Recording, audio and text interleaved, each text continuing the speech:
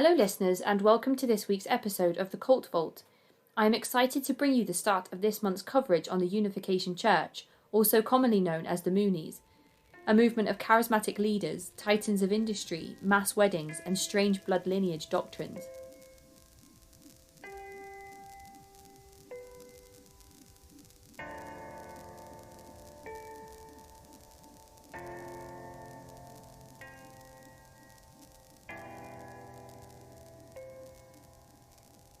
Before we get started, I just wanted to give a special and warm welcome to the newest patrons and supporters of the show, Amanda and Rochelle.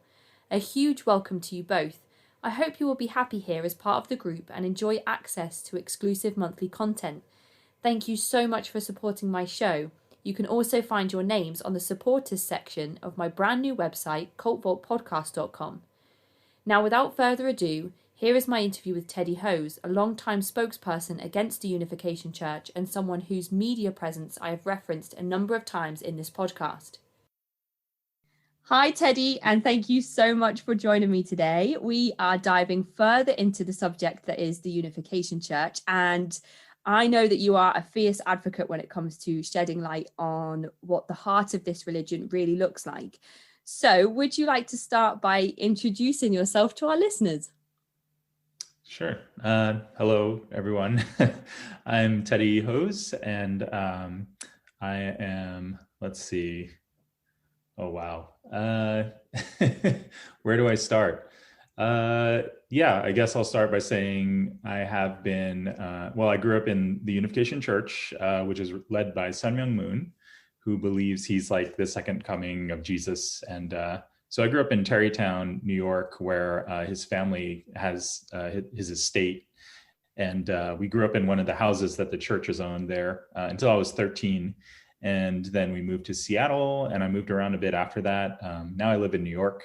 And just about maybe a decade ago, I kind of decided that I'm a writer and an artist. So I decided that I should talk about my upbringing. Like, that's something interesting. It took me a long time to realize, like, maybe I should talk about that, and that would be interesting. Like, to me, it was normal. So yeah, that's what I do. And by day, I just do, like, I'm a designer, like a motion graphics person.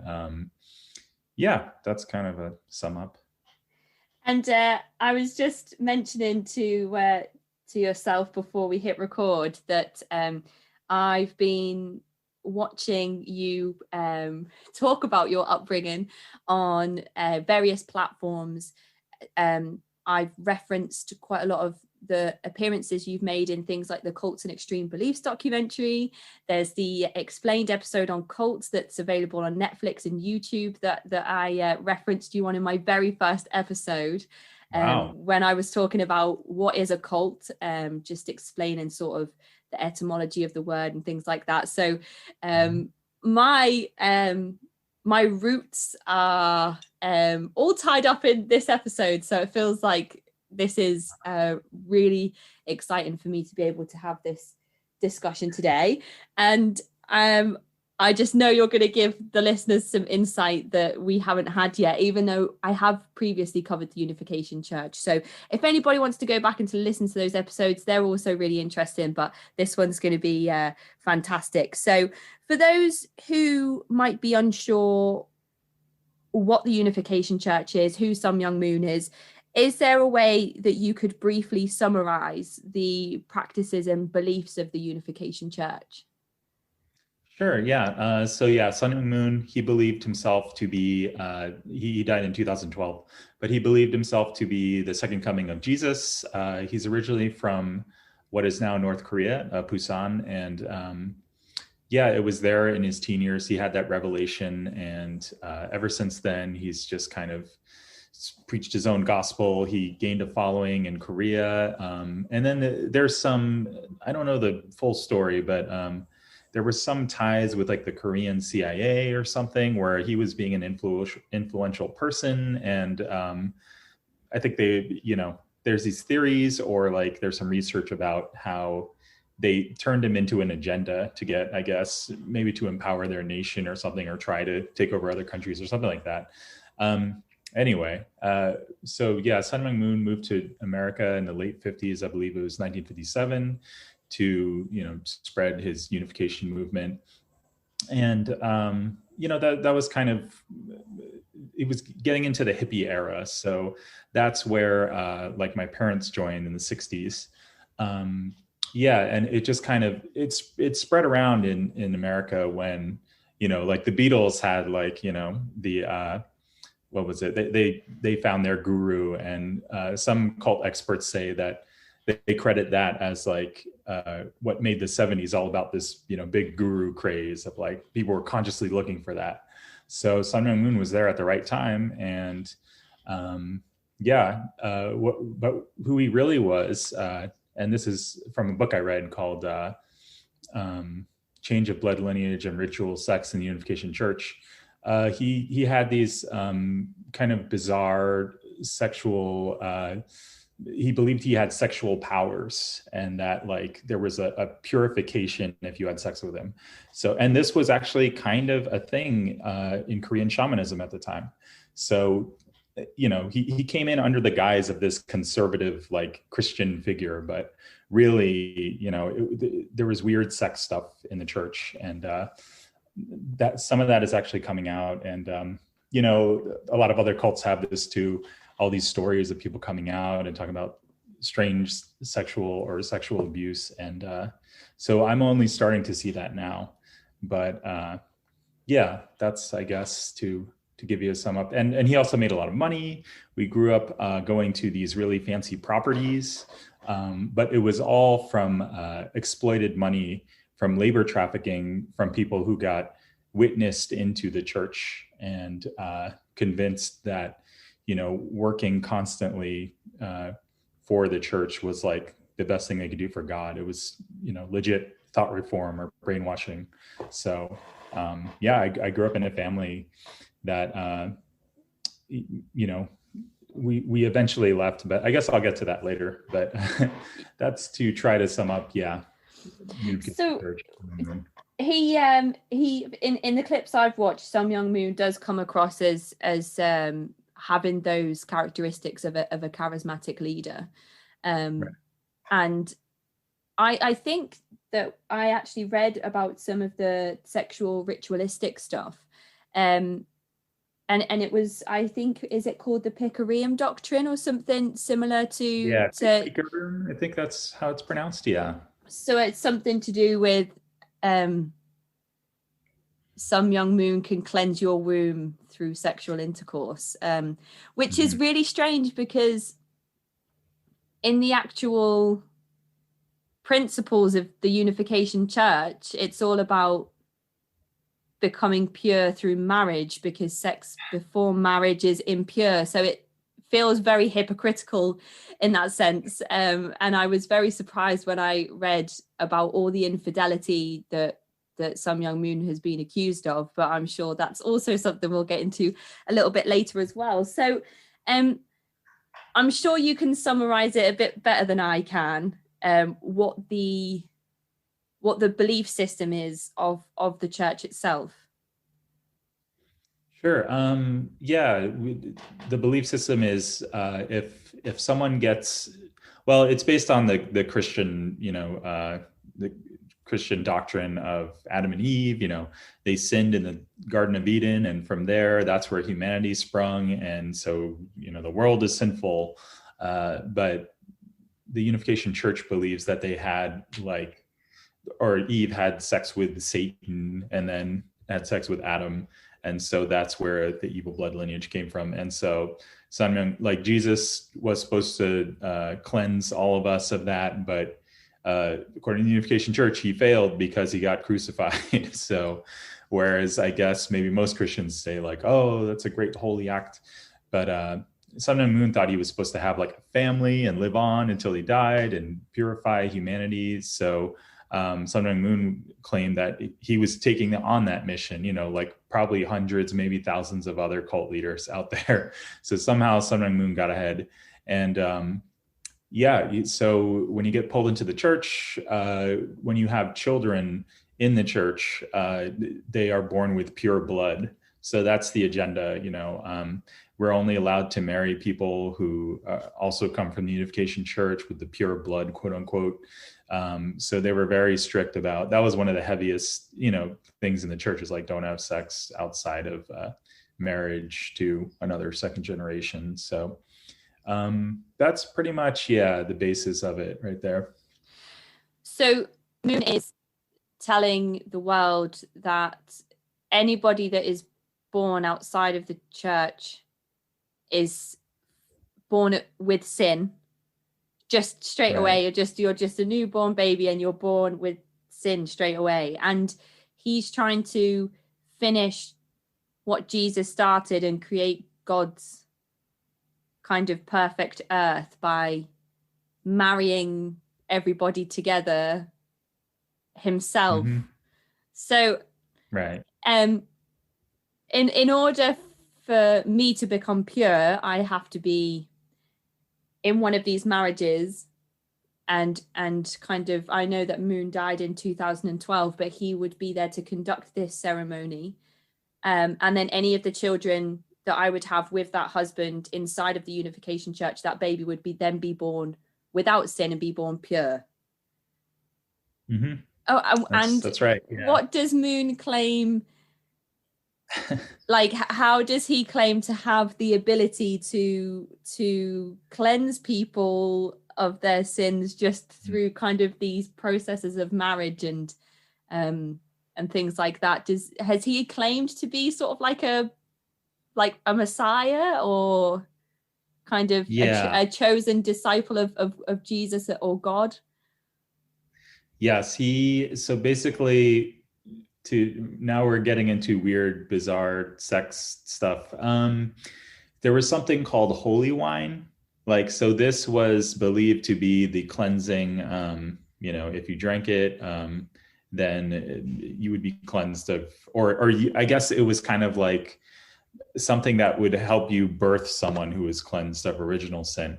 So the myth, the story, no one knows yet if this is totally true, but a lot of people have stories, but is that, with Sun Myung Moon believing he had sexual powers, supposedly his ejaculate is in the wine.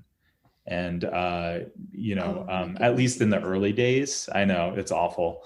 In the early days, it was like that. And I think what they do is they pour the wine into like a bigger pool of wine or something like that. And then it basically eventually, there's no trace of it. But yeah, that was the way you were supposed to be cleansed. I have not heard about that. So that's really, at least there's like a physical, I mean, that's disgusting and a really like hard to think about, that if that's actually what happened, but at least there's actually a physical explanation on how he expected this to happen, and wasn't just saying sort of, I'm Jesus reborn, and I have the power to cleanse you all through mass wedding ceremonies. Yeah, at some point it went into candy, or maybe they were manufacturing candy that maybe had holy wine in it or something. Yeah, people would go door to door and give people candy, or like they would have a little thing of grape juice that they'd pour for people door to door and be like, drink this. And it's like, who are you? Like, I mean, of course, there was a strange. It's all symbolic. I think the church just kind of, the more the church like loses power or whatever, the more they change the rules to try to keep the power. So they'll be like, okay, it's symbolic now. Or, even the pure blood lineage, they were like, okay, there's a forgiveness ceremony if you had sex before marriage. Like, they're just like, come on, just stick around. Like, who knows if they'll eventually accept gay people, because it's like an anti-gay church, unfortunately, so yeah, I don't know how far they're going to keep compromising. Oh, it sounds very similar to, I did some coverage on Armishin Rikyo, and I talked a lot about how the indoctrination process worked with that movement. And Shoko Asahara would apparently get people to drink sort of this concoction that had his blood in it. So they would store vials of his blood, and there would be a drop in sort of the chalice that you drink from in the initiation process. So I'd never heard of semen though. That's a new one for me. I was surprised about that. I don't know. Am I surprised? I am. I'm shocked, but I don't know if I'm surprised. But you mentioned before that your parents joined in the 60s. So were they already, did they know each other at this point, or did they meet sort of in that with through their church involvement? They met through their church involvement. Yeah, one big thing I forgot to mention is, the Unification Church is known for its mass weddings. So in the stadiums, if you see that in any kind of encyclopedia or like online, that's the one. So yeah, my parents, it's kind of interesting actually. They were of the first flock of Unification Church members. So they were like respected as like elderly or older members. And, so I think we had some privileges from that. I'll admit that. We kind of grew up in like a pretty nice house in Tarrytown, New York, until my parents left the church when I was a teenager. But so they met in San Francisco. My dad had just moved down there from Seattle. He was a hippie, and he was, looking for himself and trying to be an artist. And he was doing okay, actually. He was kind of in the right circles, like close to like Janis Joplin and West Wilson psychedelic posters. Yeah. So like he was hanging out and like living in the same spaces as like these people. And until he met God, so yeah, some Korean woman walked in and, witnessed to him one day. But my mom is from Japan, so I'm half Japanese. She was the really determined one in her family, and she wanted to go to a good school and like find God and everything. And she just got, I guess, sent to America to help with the effort here. And they worked at the same church center. And, you would think that there would be arranged marriages back then more, but it sounded like in the earliest days, like my mom kind of chose my dad. Like she actually proposed to him. Like she wears the pants in the family. That's just kind of precedence. Yeah. So like and then I heard other couples also kind of picked each other, and they just asked their leader if it was okay, like their local church leader, if it was okay. And like, so I was like, I guess it wasn't always matching, but so that's how they met. And then wow, she sounds like such a strong-headed woman, your mom. I actually you probably watched Wild Wild Country? Yes. Yeah. I actually just watched that about a week ago. Oh, cool. Okay. Yeah, I really like that documentary because it really showed all the aspects. It wasn't just like cult bad. It was like people are emotionally invested in this. Yeah, I completely agree. I watched the first episode, and it was it was Sheila talking about her perspective. And then I was thinking, okay, so the second episode is going to be from the perspective of all the people that think it's really bad, but it didn't go that way. It just kind of carried on taking snippets from all angles. So yeah, I agree with what you've just said. But who would you compare her to from that documentary? So my mom is kind of, I think, on par with Sheila. Like there's like an old church archive site, T Parents. It means like true parents. That's what we called Reverend and Mrs. Moon. tparents.org. And there's old archives of her speeches, and it's just like, it's so depressing to read. It's just, she was so deep into it. Like, when you're feeling bad or something, or you feel like you're not enough, just think, what would true father do? Basically, like, just like, but she being kind of a strong-headed woman, and she's smart. My mom's very smart. I think she maybe more than my dad. I don't know. I think maybe both of them just eventually left the church. They just were like, this isn't what we signed up for. It was really hard, but they did. But yeah, she is. I think there's a few Sheilas in the Unification Church, but my mom was definitely one of them. She was like, I'm going to be loyal, like super loyal. And that's kind of a Japanese thing too. This is extreme loyalty to where like, you do seppuku or, kamikaze, like it's like you die for the cause, Yeah. So that's good for some things, but other things, man. I think that's so interesting, because when I watched that documentary, I almost thought that Sheila was I almost could have if I would have dipped in and out, I would have come in and said that she's the charismatic leader of that movement. Yeah, I tell people, I'm like, that documentary is about Sheila. Like, they hardly ever show anything about The Usha. whole thing was about her from the start to the finish. Yeah, the way she speaks is extremely charismatic. I was sat there thinking I could listen to you all day, and then I was like, is that a good thing? I don't know if that's a good thing, but that's how these things work, isn't it? Sorry, I don't know if you can hear this, but I'm in an old, like, century-old building, and there's a radiator that's like gurgling right now. No, I can't hear it. If anyone else can hear it, though, then at least we know what it is. It's not me with a hungry belly. Okay. So, when your parents meet, they get married with permission from the leader. Everyone's okay with it.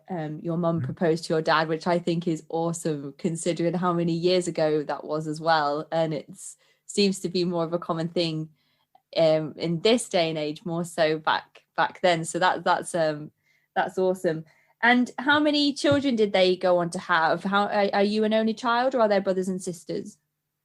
I actually have 4 siblings in my immediate family, but and this could be its own podcast episode. One of my biological siblings was given away to another family, and that's a common thing in the Unification Church, like, because it's all one big family, like one big, like, it's trust circle.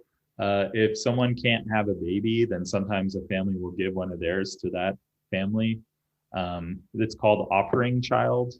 So there are offering children, and and this person, anyway, it's kind of a long story, but yeah, she didn't know until she was a teenager, and and now she, like, lives around my family, getting to know us.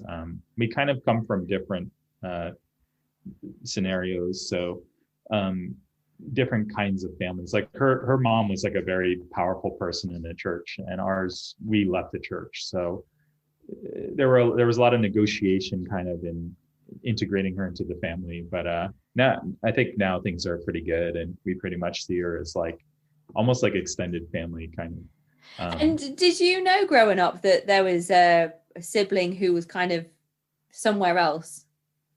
I had heard about it here and there, but I guess until I was maybe in my teen years, and then people started talking about it more. And I went to a workshop and I saw her, and she said she kind of had a crush on me. So I was like, oh no. Oh my goodness. Yeah. Huh? I just said, oh my goodness, that's so, and that probably comes from like misplaced, because she felt something familiar towards you, which just turned out to be that you're brother and sister. So that's really interesting. It's kind of a common thing I heard of in families where someone's adopted. Like, the reunion experience is like, it's so emotionally, it's such a big thing. Or maybe there's that similar resonance, and then because you feel like you're not related to them, maybe it turns into that. I don't know, but. Are these things like monitored though? Because if 2 people meet each other and then get married and then have children, is there no, like, that could have happened with the 2 of you? Like, is there a way to? I don't know. That's a bit weird to think about, isn't it? Well, yeah, I think in this, usually the kid knows that they're adopted, but I think this particular mom, actually, I read this about cults. There's this one cult researcher or expert who's also a therapist named Roseanne Henry, and she had a similar situation, but she had, like, someone in the cult that she was in, she coerced basically her to give her daughter to the leader person, and the leader person, like, excommunicated them and didn't want the daughter to know that she was part of another family. That's kind of what happened with our family. Like, it was like, don't ask, don't tell. And we were all afraid of, my biological sister's mom, of her finding out and like, being like, don't screw it up, So when I read about it, I was like, oh my God, this is a pattern. And anyway, it was interesting. That is really interesting. I mean, already in such a short time, you've given me so many new pieces of information that I didn't know about, and I thought I'd done extensive research on the Unification Church. So this is just so fascinating for me. So you grew up with yourself and three siblings, and you had one sister who was living with another family. Yeah, we grew up in New York till I was 13, then Seattle, or Bellevue, right outside Seattle. And the whole time my biological sister was in Berkeley, California. That was like another kind of church kind of hub. Yeah, where a lot of people got, my parents got witnessed to in San Francisco, which is right across the bridge from Berkeley. So yeah. Would you say that New York was the prime hub of activity for the Unification Church? Yeah, I would say, yeah, for sure. That's where the Moons live. That they own this building called the New Yorker Hotel. They still own it. And I think Wyndham, I think it's called, hotels, they use it, but I think it's still like properly owned by the Moonies. So, or the Moons. So yeah, we would go there during church holidays. The church had its own holidays like Parents' Day, and they called New Year's God's Day. And we would, yeah, we actually, that was one of the perks of growing up in the church. You go to this prestigious building and you're like, wow, this is like ours. Like, and the kids just played around in all these, in the grand ballroom. And like, we were just kids, like going to these different floors with these ornate, like gold furnishing, it's totally just like this palace, but it was all just a huge facade, built on exploited money. And like, we didn't own any of it. We were just people who were working for the church. So, I don't know. It was fun to go to the city on weekends or stuff, or I mean, on church holidays just for that. But yeah, that was our lives. Like, and then we go to school and just like try to hide the fact that we were Moonies because we lived in that town. So, okay. So yeah. Did you access public school? Yes, we did. The way I describe Unification Church a lot is like, it's kind of like Scientology where it's trying to like get in with pop culture. So it, at least in my family, I think it varies between families, but in my family, like they were a little loose about, getting into this or that show or music.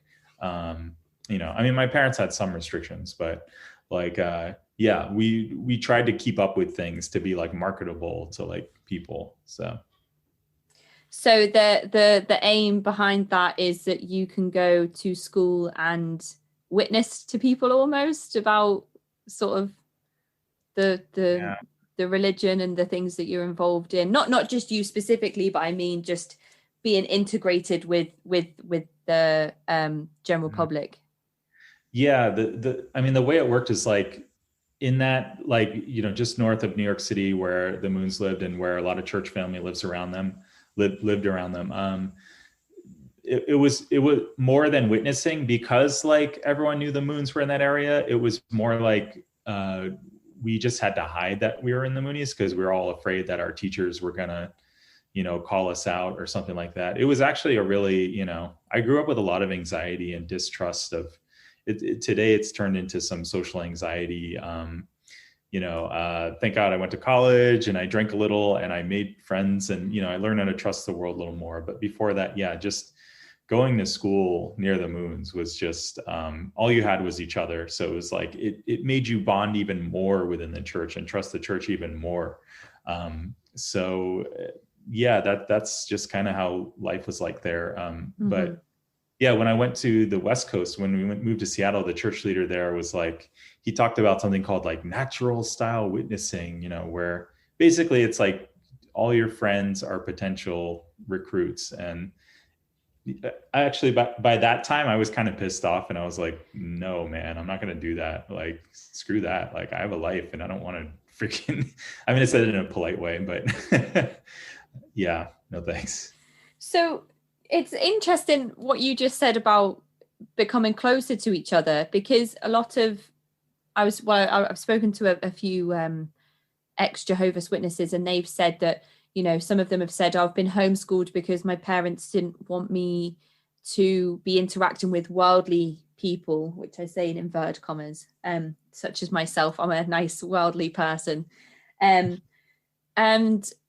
so they're homeschooled and they are almost isolated from things like pop culture. But then you're going to public school, and because of the anxiety that came with your identification with the church, that the sort of level of control is still there, because you're bonding more with the members of the Unification Church in fear of being kind of outed in school. So that the effect is still the same. You're not being restricted from interacting with worldly people, but because of the worries that come attached with those interactions, you're still not interacting with worldly people.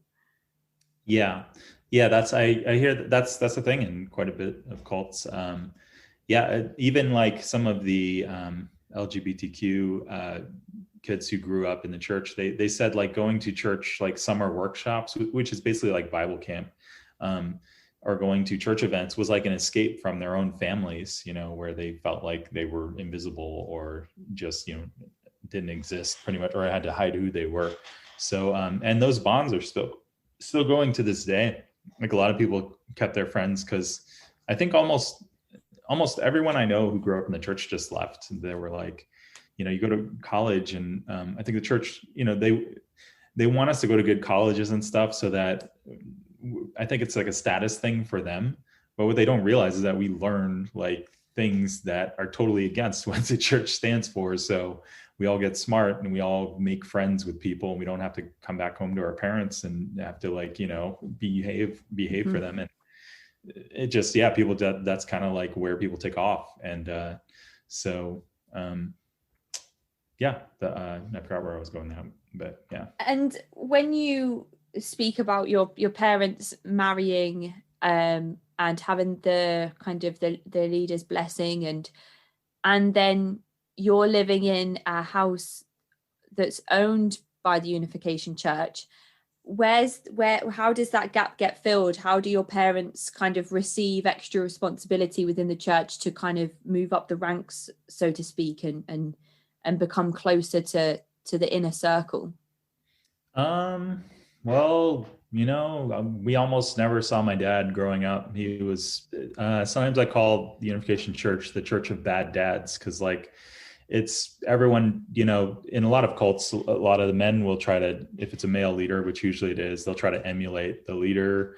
And the leader is this, he's just this guy who's totally full of himself, and he thinks he's saving the world. And I've never seen him be really a father. Like it's always just been like self-promotion. Like you don't see or hear about, he talks about love and everything. But so, my dad, he, one time I actually interviewed him for some personal project I was working on. And I was like, what was your childhood like? This is the first time I've ever heard him talk about his childhood. And he was like, well, I got passed around a lot, because my mom was too poor. And I was like, oh, like, so passed around between like aunts and uncles? And he was like, no, my mom would find like classifieds in the paper, and I would just get passed around as like a foster child until I was 9. So I was like, that explains so much, because he just had no radar or like signal of being a father. He just, I don't know, that's the thing. But it was actually really good to know that, because I just didn't know. I was just angry. I was like, you didn't raise us really. You just you provided for us through this church, and then you expect that like you get to be our dad. Like, no, or to act like nothing's wrong. My dad was just gone a lot, and my mom sometimes my mom grew up in a more kind of stable family in Japan, and she stuck around a little bit more. And when she did get asked to go on these missions, like in other countries, to, hold workshops to witness to people and stuff, she was a little more hesitant, or, she would talk to us and be like, I'm sorry, I have to leave, for a few weeks. And I remember like my sister was crying, or, my mom was the more stable presence. So, we had like church caretakers for like 2 or 3 years at a time. We had a different person. It was almost like at-home daycare. So it was very communal in that way. But yeah, my parents, like, it wasn't until I went to a proper therapist, I learned like predictability with parents is really important, and it's going to hurt your sense of trust in relationships if you don't have that. And I'm like, well, there it is, like something I'm working on. So yeah. Yeah, absolutely. I've read some of your work where you mentioned when both parents would have to go and work away, and you would kind of be passed from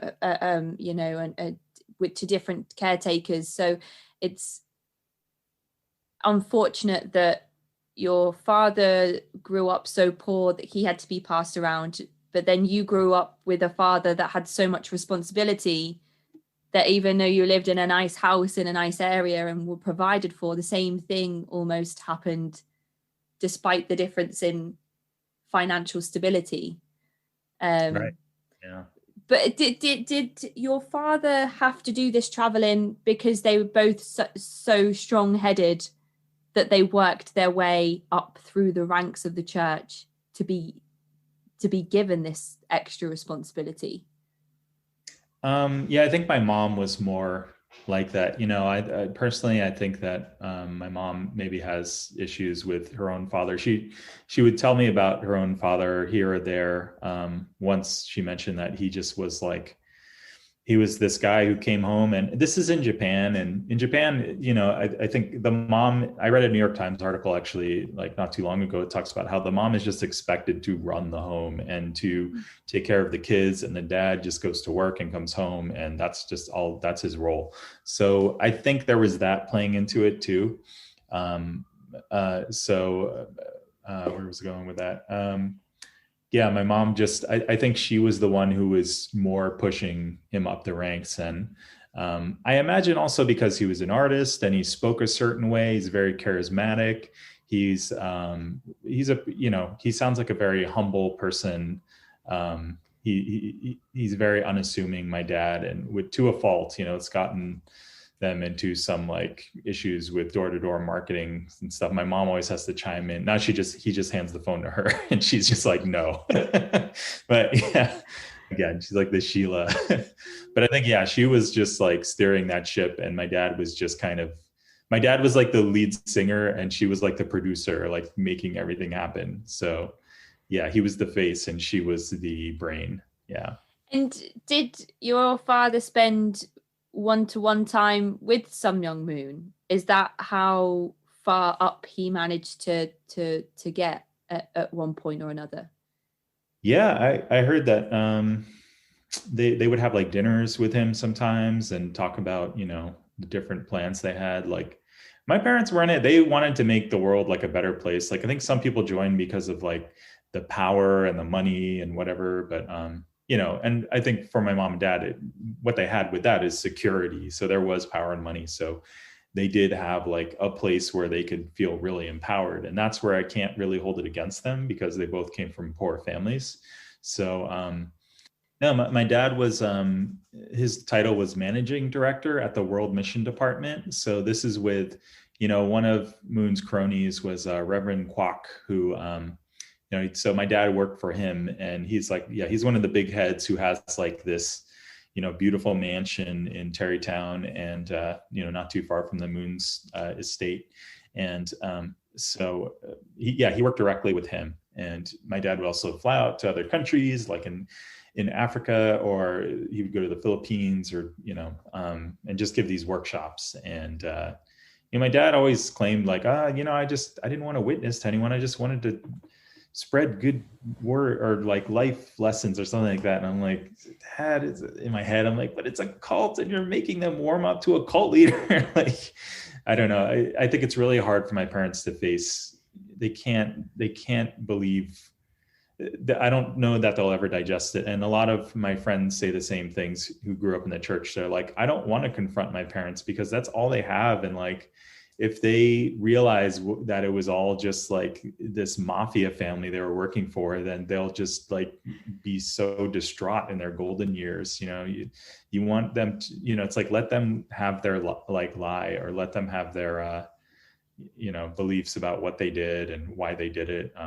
I don't doubt that there were moments of kindness and everything like that, but what it was rooted in was the problem. So, Yeah. And have you had any type of conversation with you? Well, you mentioned that you've interviewed your father for some personal work, but have you ever sat down and had this kind of conversation with them about your thoughts and feelings growing up in the church and how those things affected you? I mean, because you've spoken out on loads of different platforms. So have you ever just said, Dad, watch this interview, let me know what you think? I only did it once where for the A&E one where it was against, Sean Moon and his gun cult. I told my family about that because it was like a splinter group and I figured they're probably not for that. But everything else, I just don't show them, and I rely on their being older and being kind of afraid of technology to to not come across it. Maybe one of their friends will send something, but there was actually one time where I wasn't aware that they would see it. I did, let's see, right after Trump was elected, I wrote an article, I contributed to the Huffington Post about comparing Trump to Sun Myung Moon and Trump's followers to the Unification Church. And my parents are Trump supporters, and which has been hard ever since he's been elected. They've always been into Fox News, and basically, the Unification Church is a far right cult that gives a lot of money and has contributing entities and figures to the far right. They're an engine for the far right. That's how I describe them. And the Washington Times is, for example, is the Mooney paper. But so when he saw that, I was like, that hit me really hard, and I kind of got into a fight and blew up, and they were like, I was like, Dad, this changes everything. Now you know how I really feel and how strongly I feel about it. And he's like, no, I don't think it changes. And I was like, I think my parents are just, they, when you're so used to living in a bubble where you get taught not to trust your own instincts anymore. You don't understand the impact of things like that. You're just like, oh, he'll come around, or, oh, I don't know if that's, so it's hard to talk to them about stuff like that. That's why I don't bring it up. And I don't feel like their feet are planted in the ground enough. They rely on things like Fox News and kind of far right outlets and some woo-woo entities here and there. They've been in a lot of multi-level marketing things. They're in one now, and I think it's a whole world. It's not even about Republican or Democrat. It's about trusting fringe more than trusting, what's mainstream, quote unquote. So that's kind of what I see in them and why I can't just talk to them easily about stuff. It's just something I was wondering about, because you're such a such a powerful voice behind all of the raising awareness around the Unification Church, that I wondered if it was inevitable that they would see something, whether you'd had that discussion or not. So that's interesting. And you mentioned before, when you were growing up as kids and just kind of having access to these beautiful spaces and kind of all having the opportunity to be together and play together, and it all sounds very pure and innocent, sort of, you have no idea at this point the kind of the church that you're growing up in, I suppose. Is there a point that you can recall where that changed, where you started having that maybe seeds of doubt, or thinking, I don't know if that's sort of the same as everybody else in my school and things like that? I think when we moved to Seattle, my family got distance from Seattle, because that community doesn't really have it's a little more spread out. It's a little more loose. And there's church veterans who live there who, again, were in the first wave of Unification Church. So they're kind of over it, and they saw how it changed and became more about money and power. Whereas I guess when it first started, it was a little more small and a little more wholesome, I guess, in a way. So when we moved to Seattle, I got some distance from the church, and I realized that the Moons, who, I grew up near, I was like, it's wrong that they were really violent, and like they would beat up people who would express an opinion. Like they'd beat up teenage boys, like who corrected them or said something they didn't like my older brother's friends. So getting distance from it. We moved when I was 13 or 12, 13. Sometime around then. I just started developing like away from this concentrated, headquarters of the church. And I started to meet people in high school, and it was like really like, actually no one knew about the Moonies in Seattle, or it had already been kind of like old news from the 80s. And this was in like the early mid 90s. And so I was like, oh, okay. Well, I guess I just have to kind of start over. And I just started getting to know people. And that was it. It was just realizing that, there's like nice people in the world. And I started to think like, wow, like I give the church all my trust and identity and everything. And like, there's people who don't even care about all these rules and stuff in the real world. And so I would say, maybe high school, that's where I started to kind of loosen up, and it started loosening its hold on me. Yeah. Mm-hmm. What was the reason for the move to Seattle? Was that through your parents' responsibility to the church? Yeah, it was purely because Sun Myung Moon's, he wanted to spread the witnessing effort. So he said, move to your father's hometown. And so it was sad. It was like all of our, all my childhood friends, the only people I was like concentrated on trusting, we all had to break up. And it was rough. So we just moved there, and it was very sobering. Yeah. No more fancy properties and stuff. It was just like, we were the older brothers and sisters. We were one of the older families. I think most of the older families lived in New York. So we had to like be the older brothers and sisters who had these like meetings and events with the kids, and, be in a position of responsibility. So I wonder what types of conversations your parents had behind closed doors when you were children, things that they might have protected you from when they thought like, oh, we're going to have to leave everything. The kids are going to have to leave everything, but we have to do this because we're committed to changing the world for the better. So in order to do that, we have to move to. So I wonder how difficult or easy those decisions were, not just for your parents, but for all of the families that are asked to do such massive tasks and to commit to such huge changes because their movement asks them to. I just wonder, when I speak to, I just recently finished an interview with a woman who was in Scientology, and she joined the Sea Org when she was 13, and her mother signed over guardianship to somebody that this 13-year-old had never met before, and I think only ended up meeting 2 or 3 times in her time in the Sea Org. And we talked a lot about, what her mum might have been thinking or feeling, and the relationship with her and her mum now, and all those things. And I just wonder what conversation the mother had with herself when she was about to sign those papers, and think, but this is what Scientology is asking of me and my child. And in order for us to change the world for the better in the way that Scientology wants to do it, as opposed to the Unification Church, this is what we have to do, and this is what we have to commit to.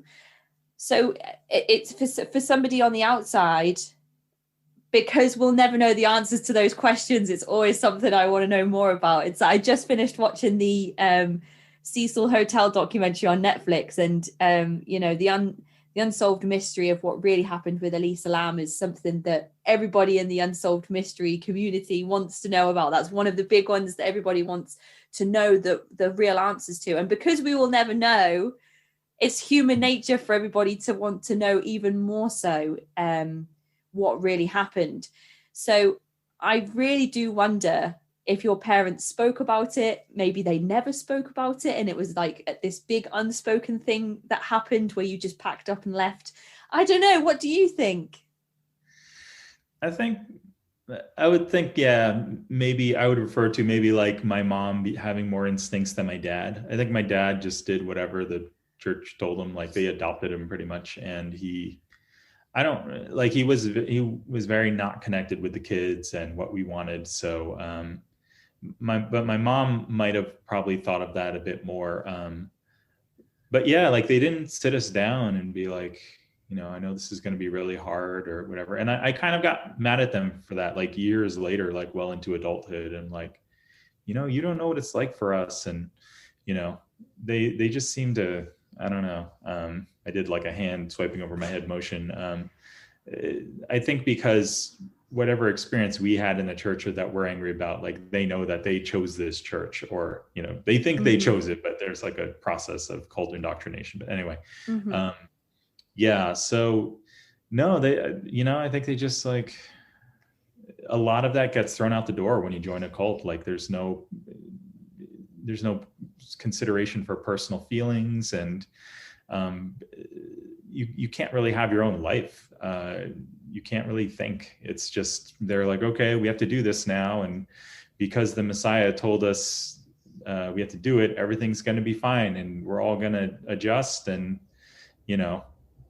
I don't know. I mean, I think it varies between families. Again, like the difference between my mom and my dad, like some people had really good parents in the church and they just kind of had a more kind of loose relationship with the church. And I think everyone's opinion about the church, a lot of it depends on their own family experience. Like that's kind of a pattern I see. So yeah, they just, I don't know. There wasn't a lot of talk about it. I mean, all the kids were kind of sad, and I don't know. We never grieved in our family. Like, that's another thing. I've just released an episode from another person that I interviewed from Scientology, and he spoke a lot about how he is only now grieving the childhood that Scientology took from him. And that's something that his therapist is helping him work through, the fact that there is something to grieve, even though he's still here physically. There was so much of his life that wasn't really his at such a young age, and all these experiences that he missed out on, that he is now going through that grieving process. So I mean, you mentioned that there are things that you were angry about with growing up, being involved in the Unification Church. And I wonder if there's things that your parents are angry about as well. I just think there's so many things parents don't tell their children. And I just really wonder if your parents are as passive about it as you think they are. I don't know. It's just really, I'm just speculating. But you have recently, well, I was reading something that you've recently written, which I found on medium.com, called Extremism is a Team Sport. And in that, you used the phrase Mooniverse, and I smiled when I read that, because I wondered if that was a term that you'd created or something that is used within the Unification Church. No, someone else asked me about that too. I was like, whoops, shouldn't have used it. That's totally my own word. I don't know. Yeah. So Mooniverse is one of your terms, but was there any language that's used within the Unification Church that somebody like myself might not understand straight away? Yeah, well, the church uses, or Moon used the word true for everything. That was kind of his appropriated brand name for everything. He's like, true love. That's what you find in the church. Or like, they changed the name God's Day, which is New Year's Day, to True God's Day. Like, it's like, we're going to make true families and in a true world. And it's so, and then it's like, things that are just are. You don't have to add anything, and that's how you can tell it's phony. So anyway, but so yeah, there's true on everything. He called his family the True Family, which is hardly, they're toxic as hell. And let's see, Yeah, well, the fact that it comes from Korea and there's a lot of Japanese members is there's a lot of broken English terms that just stuck. Like there's this word heartistic. It's like we have to have a heartistic attitude. And like sometimes I catch some of my ex-Mooney friends saying that and I'm like, oh, don't. Like anyway. Artistic, there's all these weird like pseudoscience kind of philosophies from the divine principle, which is the Bible of the Unification Church, which is basically a mixture of like Christianity and Confucianism, which is kind of what Sun Myung Moon grew up with. So we grew up with these like charts, these scientific looking charts of like, there's the 4-position foundation, which is like God on the top and then husband and wife in the middle as these 2 bubbles, and then child is on the bottom, and it's like this cycle of harmony. And it's like you don't need a chart for that, bro. Like I don't know. There's like give and take, like we need to have give and take, and like mind body unity, like duality was a huge theme in the church. Just like protons and electrons, we have to have like man and woman. But where it got dark was like, there's like this subject-object relationship, right? Like where there's a subjugator and there's the follower. And so one of the things they taught was in a relationship, man is the subject, woman is the object. And so a lot of women like later on who I talked to online, who grew up in the Moonies, like were like, I went home and cried when I heard about that. And like, I told my mom, like, I don't want to be an object. And it makes me so angry to think about. It's so disgusting. So anyway, yeah. I'm trying to think of any more like crazy term. Oh, there's something called like universal prime force, which I don't even know what it is, but it's another bloated bag of hot air. Basically, it probably just means like synergy or something, I don't know. But, sounds like something from the Transformers universe. Or Scientology. Yeah. Maybe they like borrowed some terms. I don't know. Yeah, I think they all kind of dip in and out of each other's textbooks here and there, especially Nexium. Nexium seems to be a combination of just all the worst parts of every single high control group that's ever existed. But if you think of any more while we go, just let me know. And I'll keep going through all of these questions. I did actually mention in my email, I asked you if you had any idea of the numbers of the Unification Church, and you came back to me and said that there's no way to know for sure how many official members there are of the church, because the numbers are most likely manipulated to look a certain way. Yeah, there's no accuracy. But I will say there's one guy, I think his name is Michael Mickler, and he is like the documenter of the church. Like he actually writes some accurate, so I guess I'll take that back a little. At least he, like, it almost makes me wonder how much in the church he is. I'm like, what? He's not lying. It doesn't sound like he's lying. Like he's talking critically about the church. So he talks about like the history of the Unification Church and what worked when. And I think there's a book called like The History of the Unification Church he wrote. And it actually talks about where the labor trafficking started and where just having brick and mortar shops for the Unification Church ended, because it made a lot more money. And that's when things got, put in fifth gear and kind of nasty. But yeah, so yeah, no, they just, who knows? There's so much narcissism and so much grandiosity that there's just no way of telling. But there's enough to build, international businesses and to influence politics. And, there's like True World Foods, which is, I think, probably still the number one distributor of fish to sushi restaurants in America. Last I read, I think it was over 9,000 restaurants they distribute fish for. I think it started because Sun Myung Moon, he liked fishing. And so everyone's like, oh, it's this holy thing that we all have to do. And then they make this empire of a company because this one guy likes fishing. So like, I don't know, it did really well. But and it's successful, and they have a handful of successful businesses. But it's what I don't like is it's all based on labor trafficking. That's how they get ahead.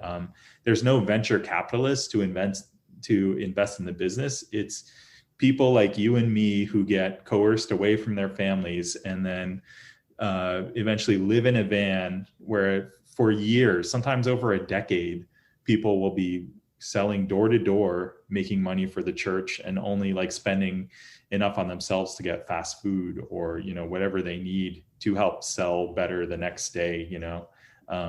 That's their venture capitalists. It's slavery basically. So yeah. I remember watching something briefly with Stephen Hassan when he mentioned that he was out selling door to door with his team and on the streets, and they were all so exhausted that he ended up in a car accident, and it was actually in the hospital where he got to have some rest and eat properly and see his family that he was like, oh, that's something's not right. I shouldn't have to do all of those things to appease the church I'm a part of. How does that make the world a better place?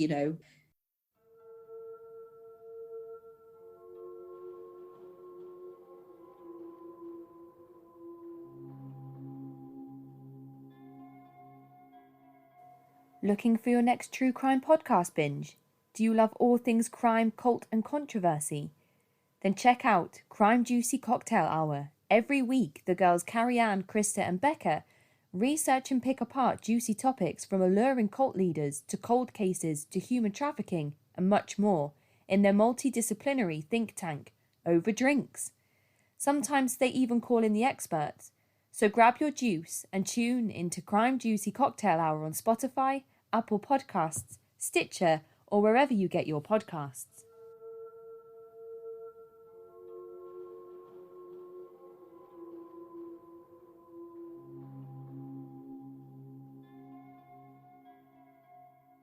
Bringing in money for the church and then not knowing what that money's being used towards in terms of changing the world for the better, which is very similar to Scientology and the Sea Org and the types of labor that they have the Sea Org members carry out, and then there's not much record of that money being used to, I don't know, feed the hungry, educate people that might not have the opportunity to obtain any kind of education. So I mean, you talk about labor trafficking in the sense of people going out and selling things and kind of living a really basic life. It's like even living in your car is like a homeless lifestyle almost, isn't it? Like you're living in your van and kind of going meal to meal, just trying to make this money for the church. What is the youngest we know of people being labor trafficked in the Unification Church? Well, there's a program called STF, or Special Task Force. It's kind of like what the Mormons do after you graduate high school. It could be a year or 2 years or however long you want to do it, which can become a trap if you have that kind of mentality, where you get a taste of, like, quote unquote, the front line of the church, where you witness on college campuses but it's mostly fundraising, mostly doing what's called MFT, or mobile fundraising teams. That's what they call it. It's basically labor trafficking. And so, I did that. I did that for a year and a half. And like, I'd say maybe half the time, or maybe more than half the time, you sleep in a motel. Everyone just sneaks in to like 1 or 2 rooms. That's how they do it. And like, to save money. But if you didn't do well that day or whatever, you sleep in the van.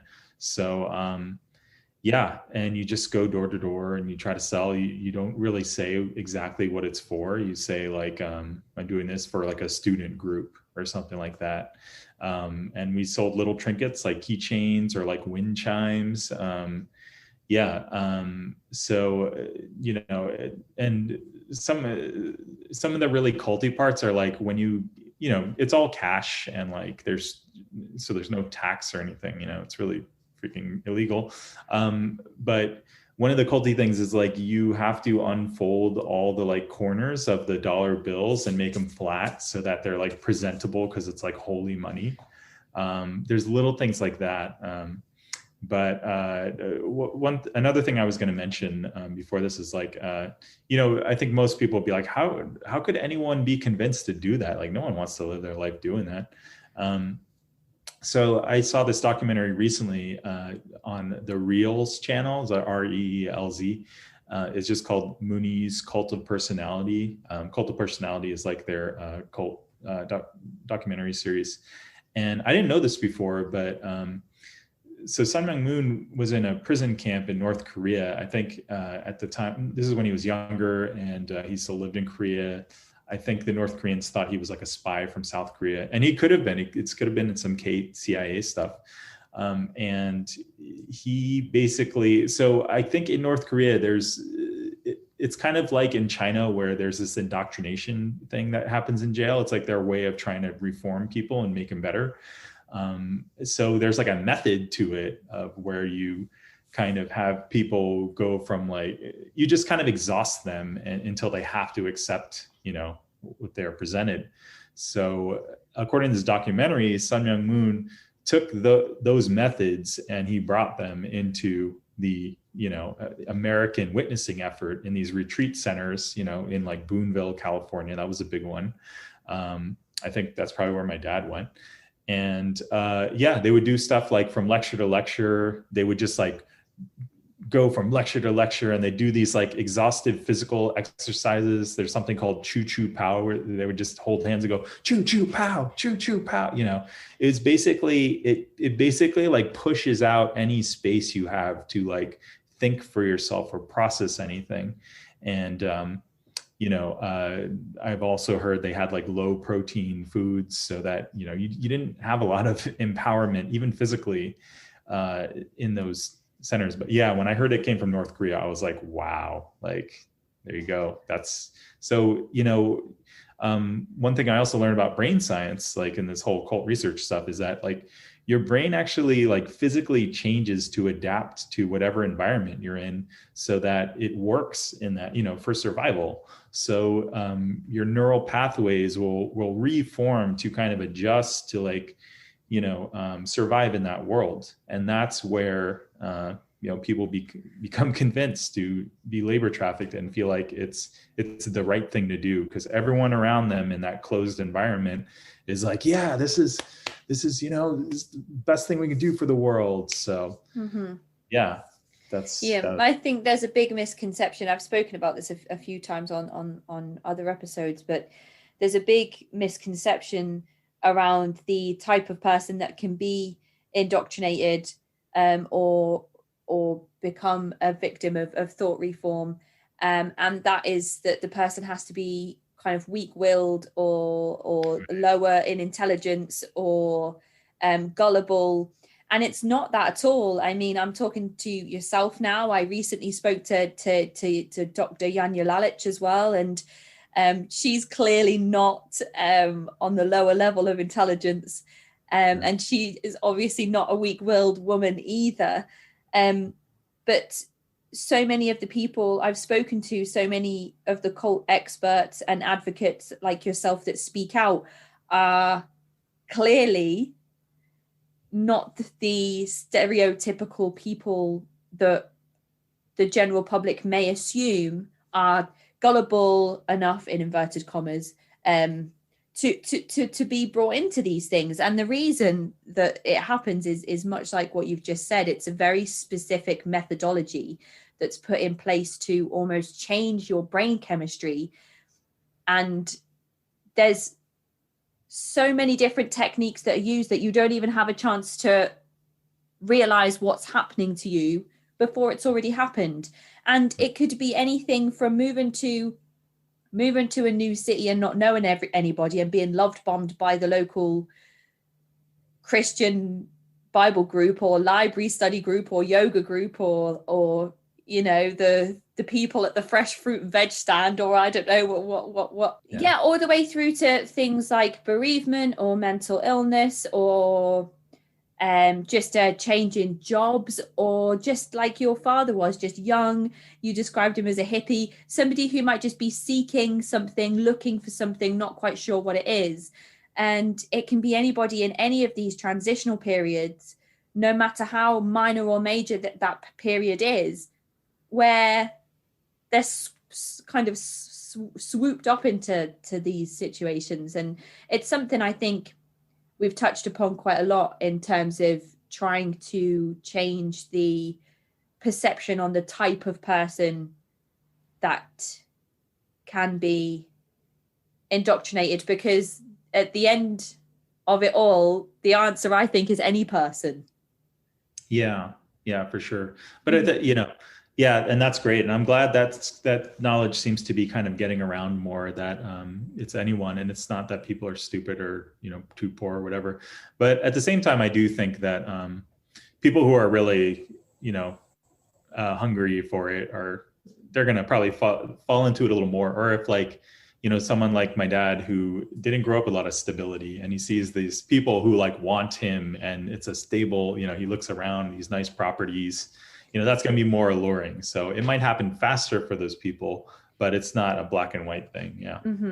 Absolutely. Yeah. Just a sense of community and belonging, like-mindedness, all of those, who doesn't want all of those things? Who doesn't, we're a tribal species, is the way somebody described it in a previous interview. And I thought that was a perfect summary for why it's so appealing to be part of such a strong community. It just seems to be so unfortunate that it's like in Wild Country, what they were building there was their utopia, and they really the way that the members spoke about it, and even the way Sheila spoke about it, it was beautiful. They all had a vision, they all believed in the same thing. It's a lot like Jonestown, when you watch the interviews of the people that that were a part of that movement and luckily managed to either escape or never made the move over to Jonestown in Guyana. But they talk about it being amazing and beautiful. And it's so unfortunate, because even Scientology on a base level seems to have some good advice for well-being and improving your well-being, but it seems why can't they stay at that level? Why does it have to grow into something so sinister and evil and controlling and manipulative and exploitive and abusive? Why can't it just remain at those levels where everybody's part of a community and nobody's being taken advantage of? That's the really unfortunate thing about all of these movements. Yeah, I talk about that. Well, I go in and out of trying stand-up comedy. I was really determined last time, but then the pandemic happened, and I was like, ugh. So yeah, I might go back into it now that I'm in New York. Actually, I kind of enjoy the scene here.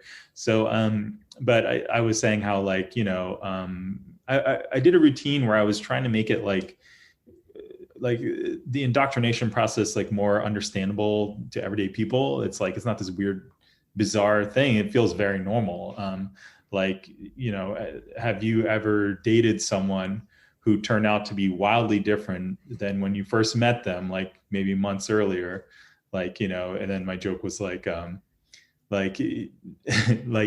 and then at some point your friends are saying, but he ate your cat and he blamed you for making it look tasty.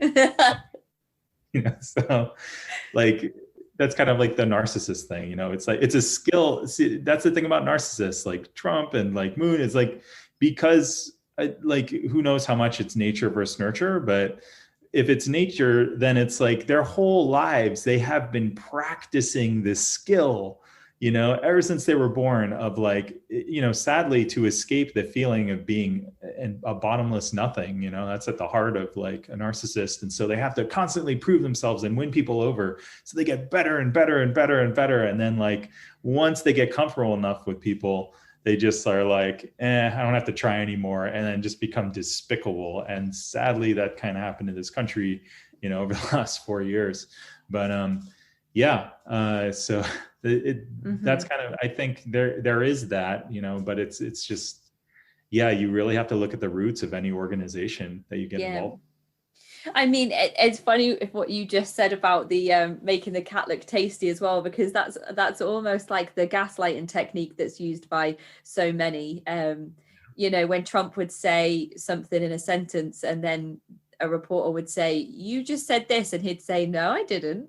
And then Moon Yeah. says, "You cannot have sex outside of marriage, but I'm married and I'm going to sleep with loads of different people, but it's okay because my semen is making them pure, it's purifying their wombs, so I'm actually doing them a favor by having these relationships outside of marriage, and then having illegitimate children outside of marriage, which is Yeah. literally like more sinful in inverted commas than having sex before you're married, surely. In the eyes of Christianity and Orthodox Christianity and anything to do with the Bible, that's worse than, like, me and my partner aren't married and we have a child, so we're not in the Unification Church either, but we're, you know, we've had a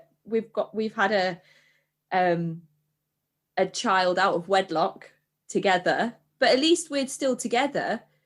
Mm. And I don't know, I can't make sense of it. It's really hard for me to get my head around, other than the fact that he's this tyrant and he can basically just do what he wants, but no one else is allowed to do the same. Yeah, I think it ties back to that Korean shamanism. Like, I had heard that, like, I heard a podcast that talked about, like, before Queen Victoria, like, sex was just, it wasn't like this taboo thing. Like, it was just people, like, there wasn't quote unquote kink. It was just like, you do sex your way. Yes, Right. yes. I spoke about this in my dissertation. I Yeah. was talking about masculinity throughout Mhm. history. So I went from talking about ancient Rome and ancient Greece all the way through to masculinity in today's age. Mhm. And they used to hang phalluses on their doors for luck and fertility. They used to carry around huge wooden statues of penises. They had in ancient Greece, they would worship Dionysus, which meant like wine and food and fornication. And it was only when the Queen came in and started banishing phallic symbols and started telling everybody that they needed to be hanging crosses above their doors instead for the church, that it became like this weird, like, almost it became like reclusive almost, and people became like just really strange talking about sex and be like, oh no, you can't talk about sex. And I don't know, And can it's you imagine, like, being in that time and just being like, what? Like, that's just, this is good luck. yeah, it was actually seen in ancient Greek times to be masculine if you had a if you were in a same-sex situation. So a Mhm. lot of the time, unfortunately, this is where I think I don't agree with it. You were seen as more masculine if you were a man in a position of power that had a young boy as your counterpart. That. So that's not something I agree with. But a lot of the time, it was encouraged that people would be in same-sex circles, Mhm.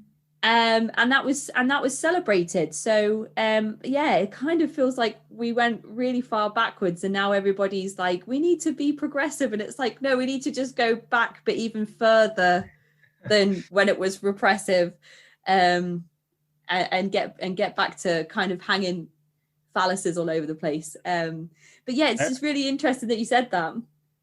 Yeah, I mean, it did make me think about all that, just learning about Moon's past and everything. I'm like, wow, this was normal in his life, and we're not. Yeah, it's like what you said. That we're not on a timeline where we're coming out of sexual repression. We're actually kind of in the thick of it still. But like, yeah, I don't know. I read something once. I forgot this source, but like, it talked about how Moon was he was kind of a product of American Christian colonizers, more or less, going to Korea and missionaries, and maybe they gave him the idea that he could overpower like other people or whatever. And then there was Japan too, that Imperial Japan, Yeah, so I think, yeah, I remember this one Korean artist, David Cho, talked about it. He talked about how in Korea, like, there's a lot of pride whenever there's like an empowered like Korean thing in pop culture or whatever, because Korea had faced a lot of oppression and people taking advantage of them, like other nations and stuff. So anyway, but yeah, I'd heard that before, that there was like a Christian. There's a lot of Christianity in Korea. It's huge, and there's a lot of Christian cults in Korea. So there's something that Moon was a part of that was like a bigger thing happening in the nation. Mm-hmm. And did you ever go back, or did you ever go to Japan with your mum, or did you ever go to explore that part of your heritage, kind of either in the church or even out of the church? Yeah, I did.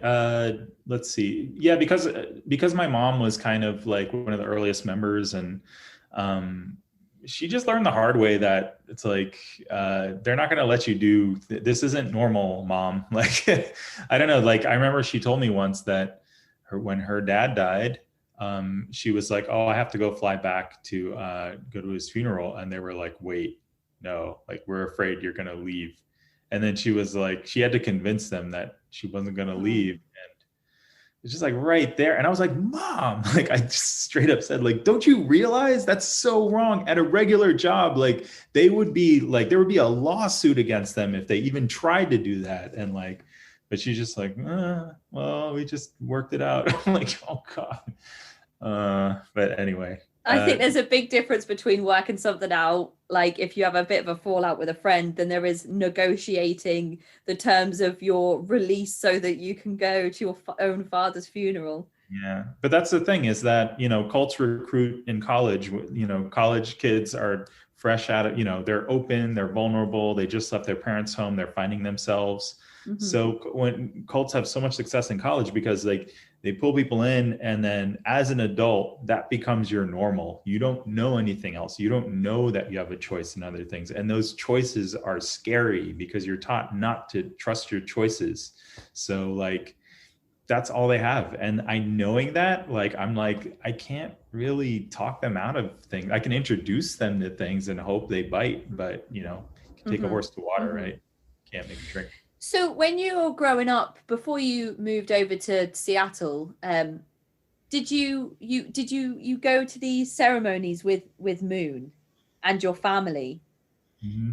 So what was that like? Because I'm seeing you speaking in the Explained episode, where you're like, oh my goodness, here he is, he's coming out on stage, it's Sun Myung Moon, oh my goodness. So is it like a frenzy moment, almost like when Pentecostals have the spirit and they're kind of like doing the really culty, arms up in the air, eyes rolling in the back of their heads kind of thing?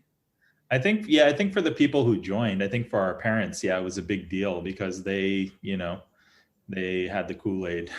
But us being born into it, to us, it was like, he was like our president or something. So we were just like, oh yeah, we're supposed to bow now. I don't think anyone really felt any kind of greatness. At least I didn't. Maybe I was a little jaded because I grew up around him, and his family were all a bunch of, toxic, violent people that, not all of them, but some enough to like be like, wow, this is like, I hate these people. But just at the Manhattan Center during church holidays, it was like on the 4th or 5th floor or something of this building where the Hammerstein Ballroom is, which is, a pretty prominent New York City venue where a lot of big bands go. So above that, for years before the Hammerstein Ballroom even opened, there's like a room with a stage. And I think the WWE, which is like pro wrestling, like they use that room now. That's where we had entertainment. They just called it entertainment for like church holidays, like Parents' Day, God's Day, Children's Day, whatever. And it was just kind of like performances. People would rehearse and they would maybe play a cover song, or like, have these mini plays, or kind of like Shen Yun or something, and like to entertain the Moons and the rest of us. So we'd all just sit there and watch the show and to me, I was like, I'm just here because my friends are here. Like, I just wanted to see my friends. But yeah, so like in the beginning of any of those performances, like on the top right, there was a balcony. So on the top right balcony, it's like, ladies and gentlemen, the true parents of mankind, Reverend and Mrs. Sun Myung Moon. And yeah, they would have this big spotlight and they'd come out and be like, it's like this politician kind of thing, like almost like a parade. And everyone's like, yeah. And then we'd all bow and clap and like, they would take their seat at the way back that there's like the balcony seats that are all like, there's this clearance kind of area, which is, yeah, it was just them. And they would always, his kids would always have this jaded look on their face, like, yeah, whatever, we're just at another one of these. And like, I don't know, like, geez, it was just, yeah, this whole production. Sounds like we have a thing over here called the Royal Variety Show, and that's for the Queen. It sounds exactly the same. She's up there on the little balcony with the funny wave, and they're introducing her, and everyone's like, "Oh, it's the Queen!" And then loads of people just do like music, dance. We have a couple of talent shows over here. Like I know you've got America's Got Talent, so we have Britain's Got Talent, and the winners of Britain's Got Talent get to perform at the Royal Variety Show for the Queen. That's the big prize. So sounds very similar. Now I'm kind of wondering about the Queen. Except yours is like a legitimate legacy. Ours is built on a lot of corruption, but anyway, yeah. That's true. That is true. I mean, I don't think the royal family's hands are clean either, but that's a story for another day. Yeah, actually, I was second guessing what I said right after I said it. So, you mentioned briefly about the true family, and that being the label that the Moon family had themselves, and being the true father, true mother, and those things.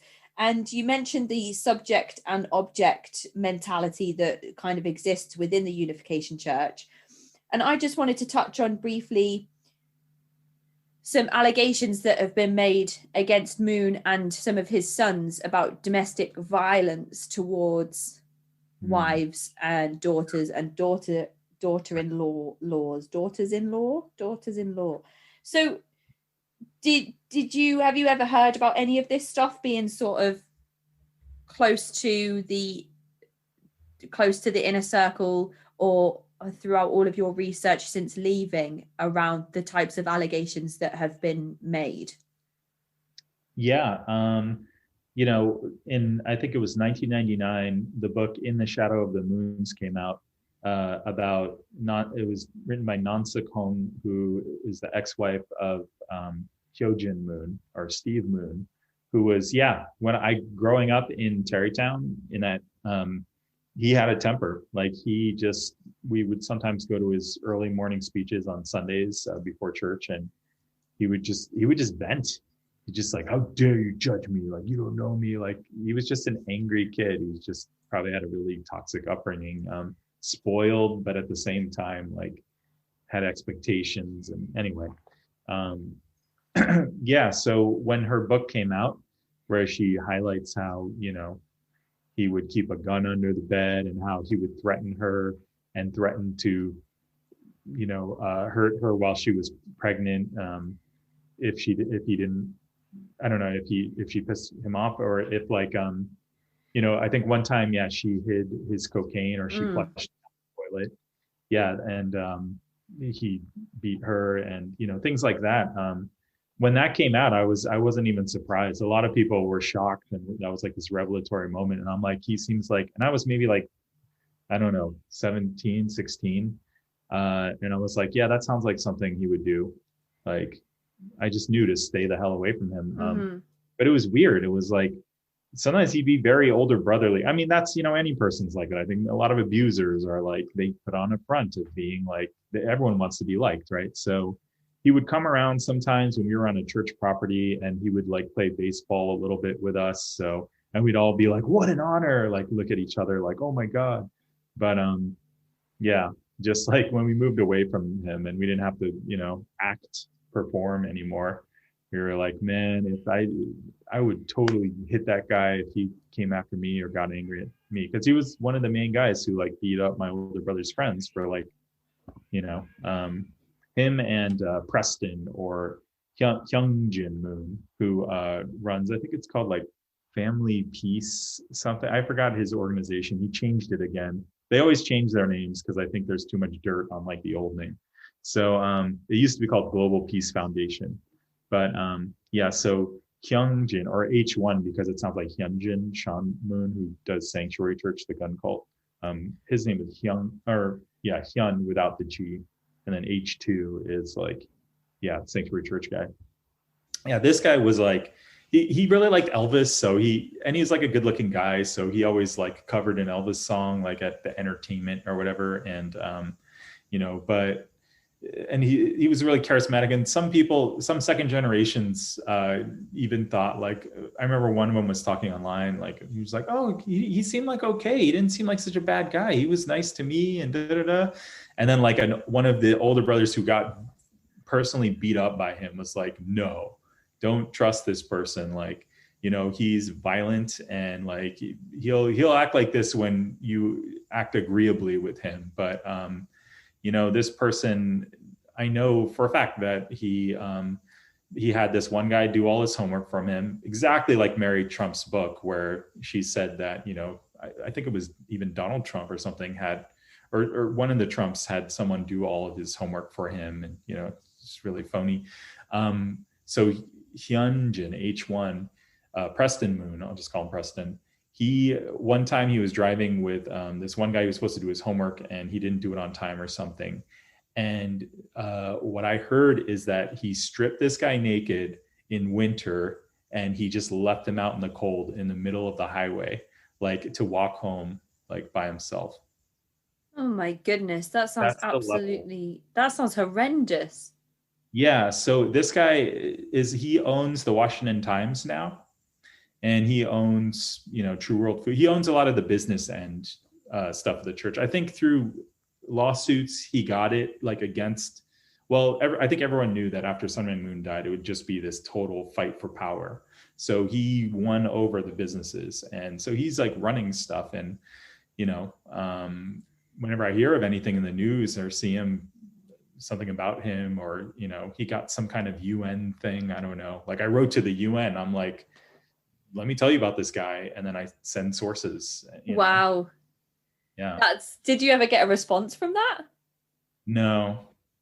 At least, at least you've raised that awareness. But the thing that stood out for me around what Nunsuk had said in her writing, which a lot of it I read on the TP Parents website, which you mentioned before, which is just such a wealth of information when it comes to the Unification Church and testimonials against the church and things like that, was that when she approached Sun Myung Moon himself to tell him what had happened to her, that she'd tried to flush his drugs and that he had beaten her senseless while she was pregnant, he said, it is your destiny to experience these things. This is your path, and you've brought these things on yourself.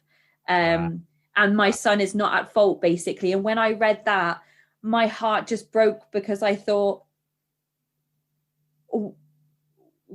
there is no protection for women within that church. Yeah. And there is no protection for anybody other than Moon and his immediate family. Right. I think it was just, as soon as I read that, I thought, if Moon can commit, infidelity, if his sons can use the money from the Unification Church that they were getting from Mrs. Moon to go on drug-fueled binges and to keep, really expensive semi-automatic weapons under their beds and have a huge cache of these weapons in their luxurious homes, that to me just goes to show that the power in corruption means that the family can never be touched, but anybody else can be. And then there's children involved, and that makes you worry about what's going to happen to, Nunsuck and the children if she was to speak out, because she's pregnant at this time that she's been seriously assaulted. And luckily the kids and Nunsuck later that night actually got in a car and managed to escape. And then she wrote her book and came out and spoke about everything. But when you spoke about the subject-object mentality of the Unification Church, that was the first thing that popped into my head, was this sort of heinous thing that had happened to this poor woman at the very, very top of the pyramid. Yeah, they blamed her. The parents blamed her. There's just no justice for women in the church. They think it's too progressive, quote unquote. And in larger fundamental Christianity, there's a lot of misogynist passages in the Bible, and they just like point to those, so yeah. And just going back to the Explained episode, which is available on Netflix and YouTube for anybody that wants to go and watch. It's a really good episode of Explained. I don't know if anybody's watched Explained, but they do like one episode on a particular subject. So they'll talk about something like gold. And there's one episode that's specifically titled Cults that Teddy appears on. And so does Dr. Yanya Lalich as well. And you spoke about retreats in that episode. And go into these retreats. I don't know if it's the same thing you mentioned before that's like Bible school, but you would use that as a way to indoctrinate new members or bring new people into the church. So if I've got that right, can you just explain to the listeners how that process works? Sure. Okay. So when I did STF or the Frontline program, I was stationed in San Francisco. And I actually talk, I don't know if I'm allowed to cross promote. Yeah, absolutely. Absolutely. Yeah. Okay. I actually talk about this in a podcast called Muni Diaries. Muni means like municipal transportation. It's like stories about San Francisco public transit. But sometimes they have this one chapter of it called San Francisco Diaries. And so I talk to them about that. Like right after high school, I did the STF program, was stationed in San Francisco. So we would go down to like the main touristy area, which is Powell and Market Street, where the cable cars, they still physically rotate the cable cars with this big crank. And so there's like a big mall by there. It's by like a train station. So a lot of foot traffic there. We would go there with like questions of the universe on a clipboard and just walk up to people and try to like whet their appetite for questions of the universe and God. And it's like, basically it's like, well, we have the answers, so come with us, said in a much smoother way, but like, oh, you should come to this student group, quote unquote. And so we would bring someone to like a church center that wasn't, was within walking distance of there, either after the conversation, but it was usually like maybe later, if they even showed up. So this was on Bush Street, and it's now an Academy of Art student housing building. But it used to be a Unification Church center where there were a bunch of members living there, and they were just full-time recruits, like witnessing and fundraising again, or being labor trafficked, or we would just bring them over and basically, quote unquote, love bomb them, right? Like we would just shower them with attention and interest and ask about them. And, in one sense, it was kind of cool, like just getting to know people, like me kind of doing it as like a temporary, frontline person or whatever.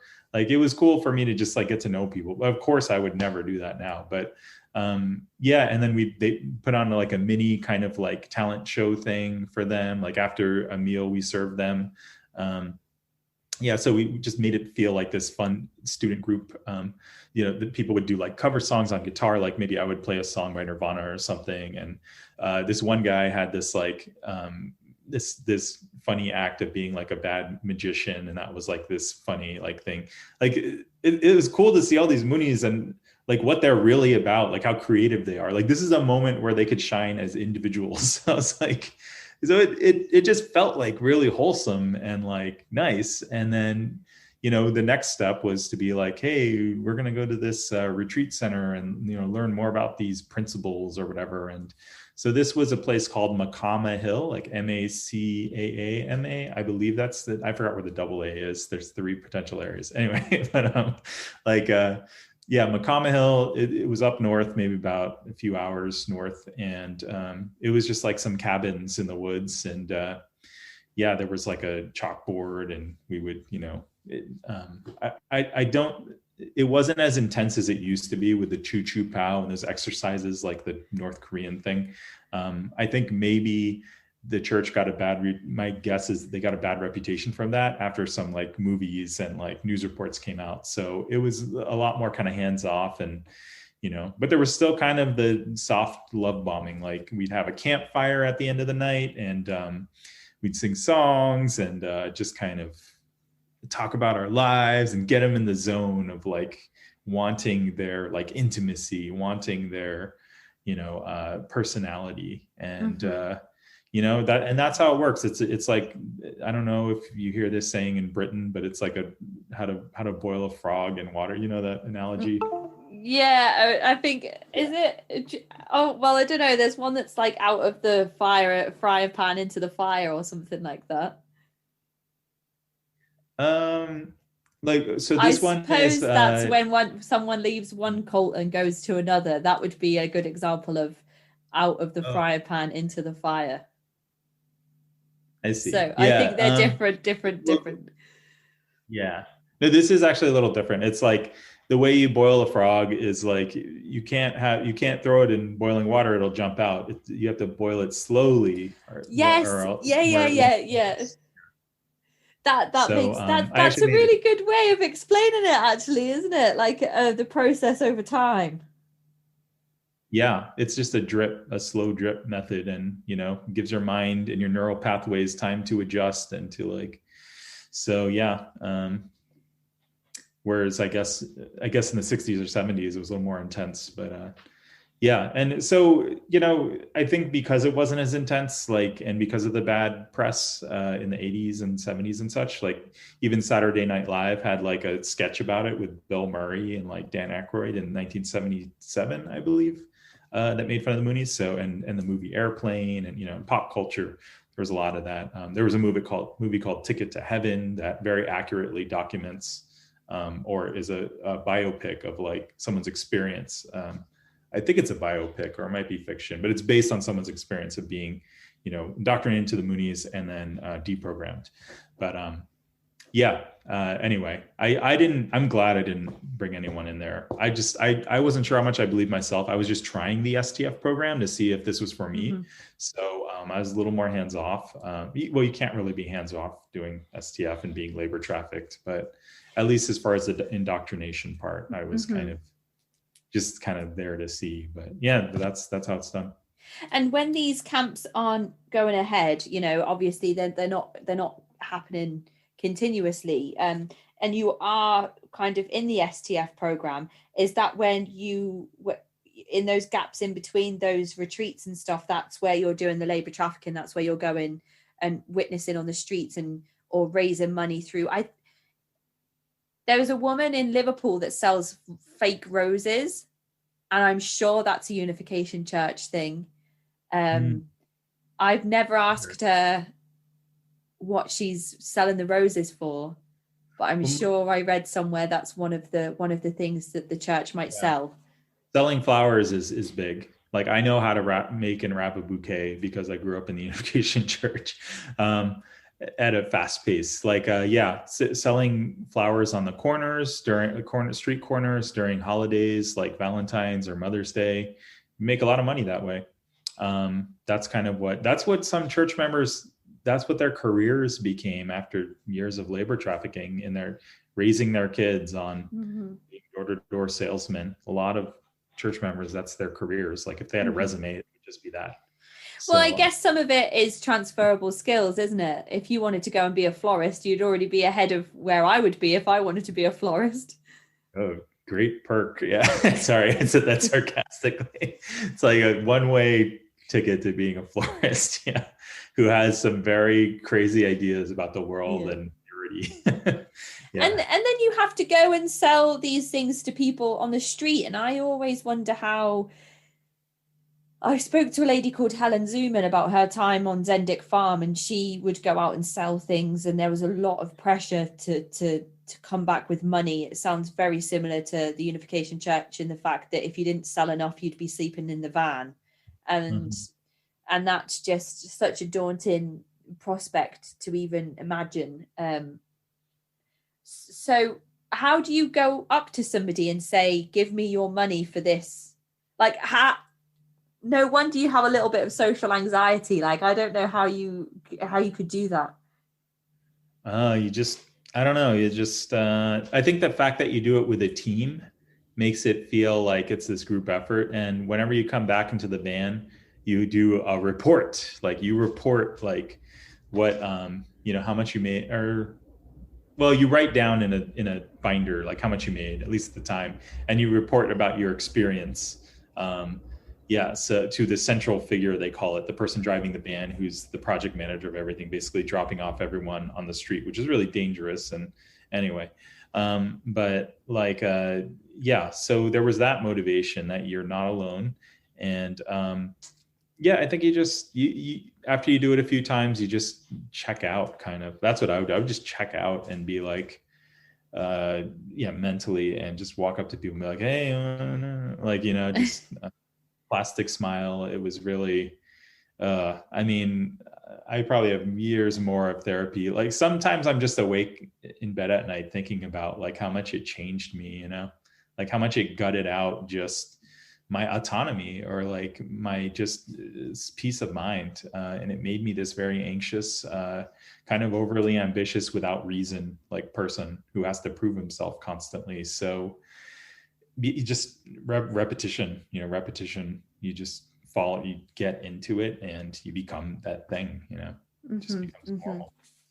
And during the time of this STF, and also I guess throughout your whole life, are you restricted in any way in terms of like how much sleep you're getting, your diet? Are you encouraged to eat a certain way during your time in the church? I feel like by the time I did STF, that was in the mid 90s, like 96 through like 98. I feel like at least I didn't notice that those tactics were consciously being used, but we did have to wake up early as if we were going to school or something. And then there was just like prayer in the morning or whatever, it's like being in church every day, basically. And then there was a lot of time to just like talk with other church members and stuff like that.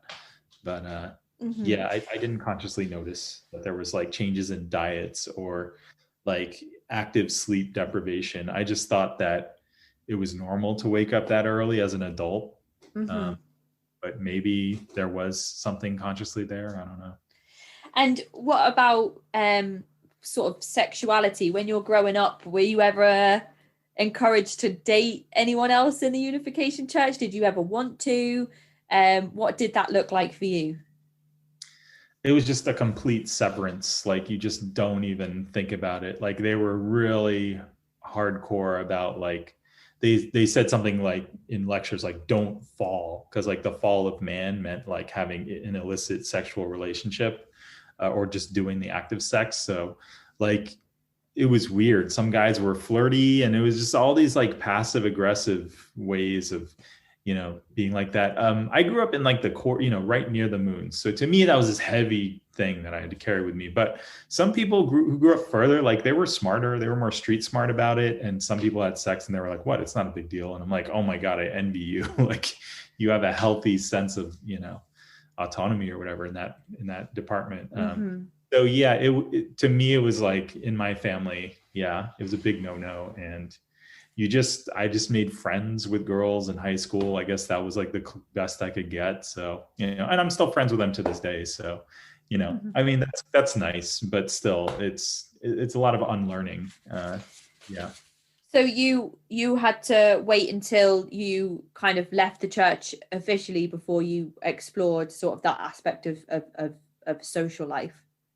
Yeah. And just a lot of talks with friends in college and stuff who were just like, luckily, like one or two of them were like on a mission to like really school me. Like they really caught the signal of like, wow, this guy really needs to learn a lot.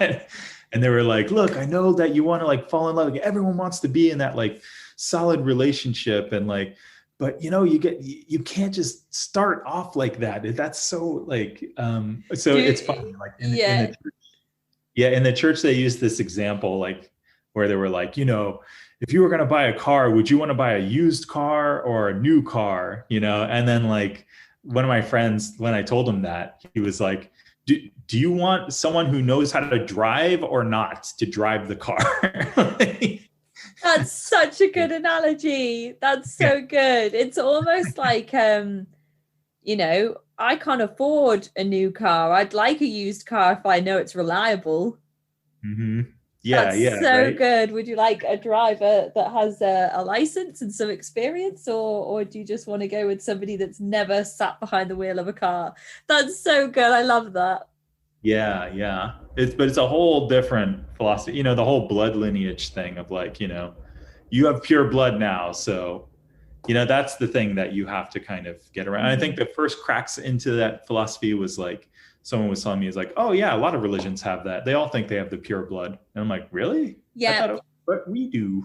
And they all think they have the true answer. And they all think that their movement or their Godhead is the one. And I always, I wouldn't say it's a joke, but I always speculate with people I'm speaking to about whether maybe he is the one, and the day will come where we're like, oh no, we really should have listened. But then again, maybe it's Jehovah.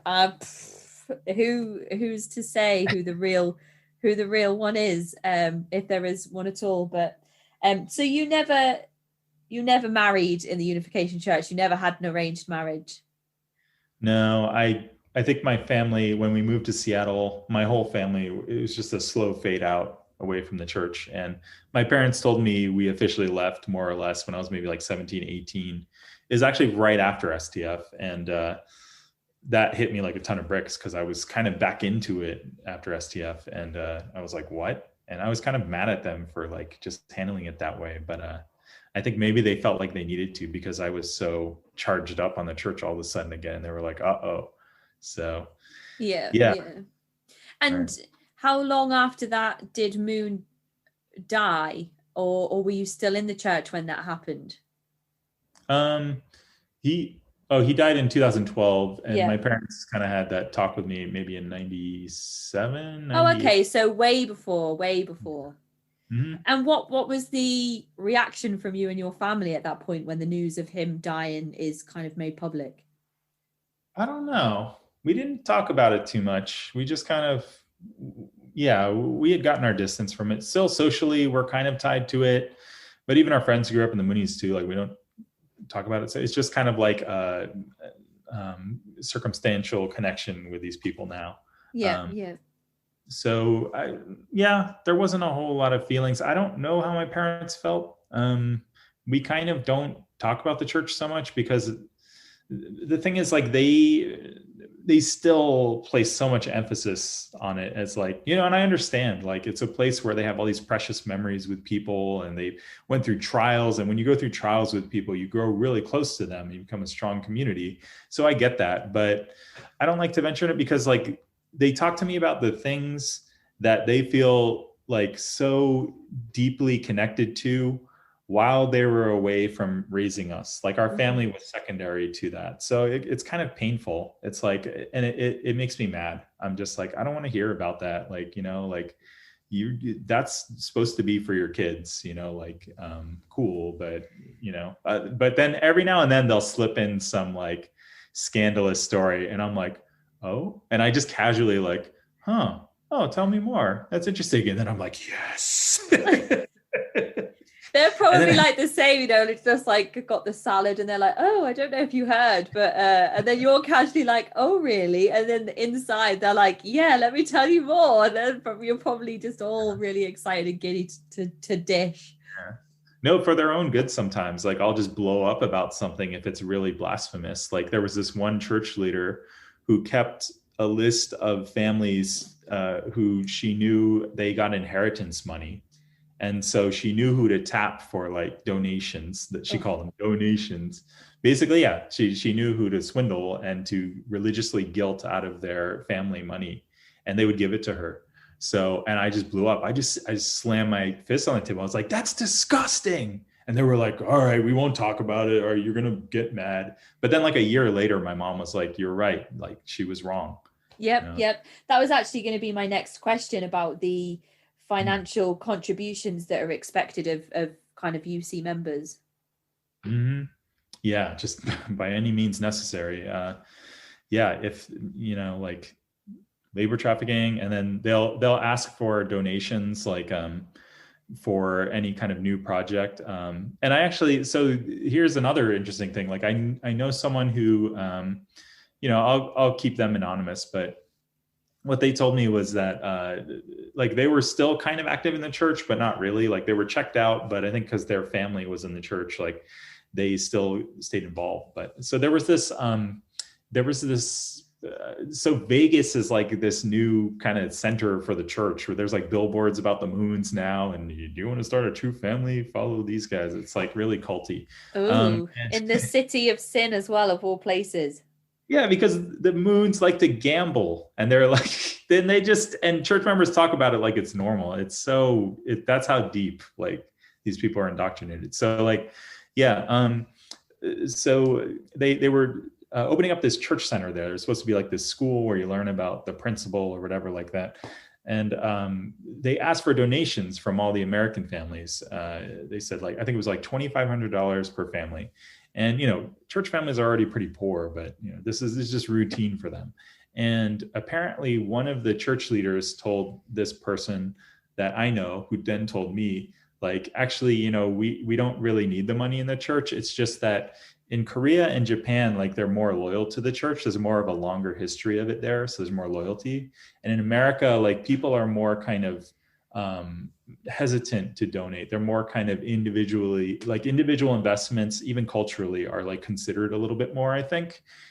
There's not as much of a team kind of mentality. So this was just a way to stimulate. This is like kind of, I guess, would a red herring be? It was bait. Yeah, it was a bait to stimulate their habit of donating to the church more. And really it just went to overhead.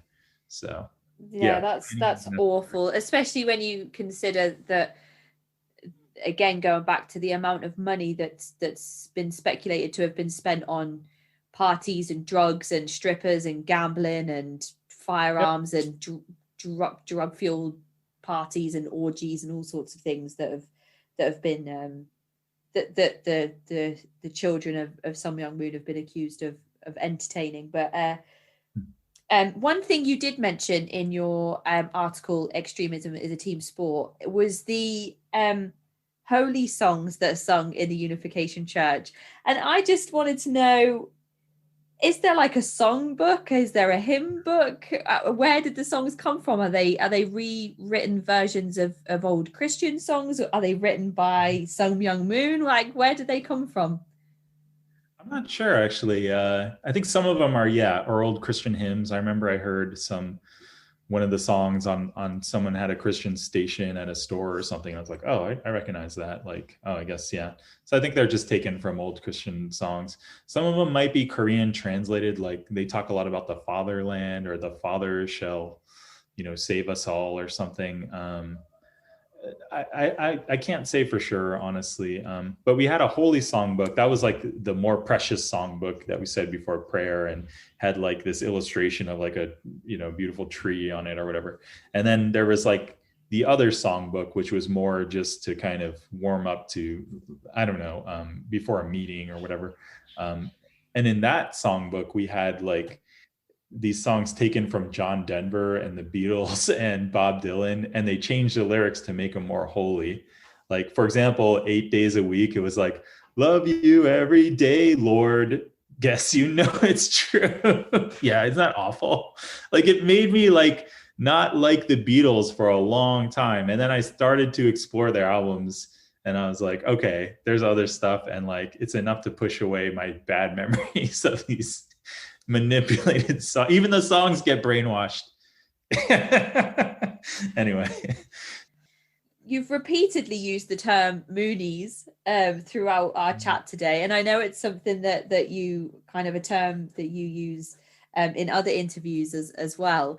So for some people, it's offensive. Yeah. I mean, how do you, obviously you're not a part of the church anymore, and you use the word freely, but how do you view it?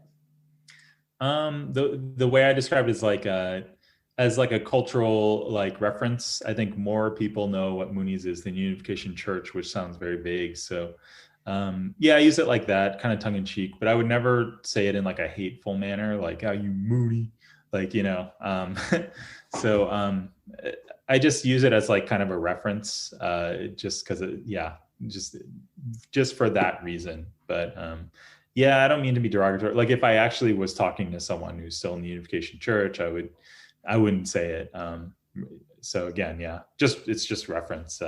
I'm not trying to insult anyone or, becoming a Mooney or Unification Church member. Like it happened to people. Like it's not something they consciously chose. I feel like maybe more or less, at least for a majority of them. So yeah, I wouldn't want to put that on them like that. So yeah, I think that's absolutely understandable. I think my partner went to school with a Mooney, and it was only when I used that term that he was like, "Oh, I went to school with somebody who was a Mooney." So I was because I was going Unification Church, la la la la la la la Mooney, and he was like, "Oh, okay."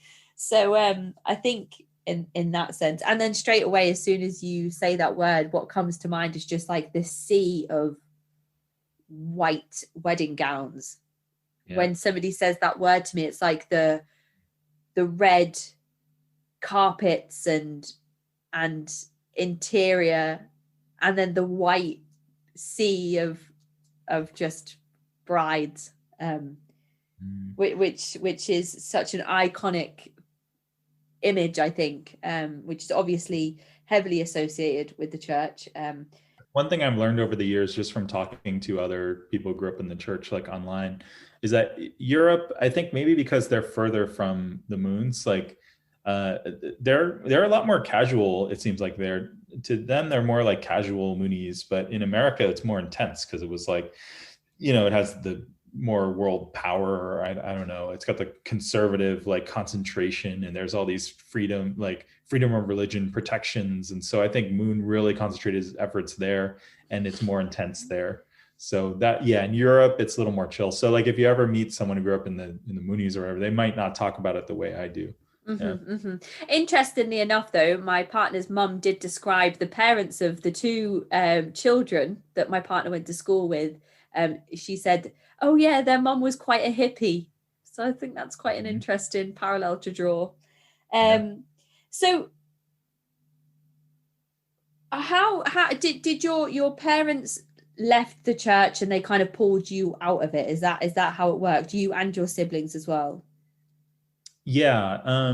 Yeah, they left, and my sister had also done the STF program. So we just got hit with like cognitive dissonance real hard. We just fell into this abyss of like, I don't know what, like, this is what our whole family's identity is based on. And so, yeah, that was hard for a few years. But I imagine what you were going to follow up with was like, when did you decide to leave the church, right? Or yeah, and sort of what has your life been like since? What has your journey looked like to then and now? Okay. Well, so I was kind of, again, like my whole childhood was in the church. It was my closest childhood friends, like, were all in the church. I didn't really have many friends beyond that. So to me, it's like, I didn't really want it at the time. I didn't want to leave, I guess, to that extent. I was okay with leaving all the boring rituals and but anyway, so for me, like the nail in the coffin was when one of Sun Myung Moon's sons committed suicide. His name was Youngjin, Philip Moon, and he was actually one of the kindest of the Moon kids.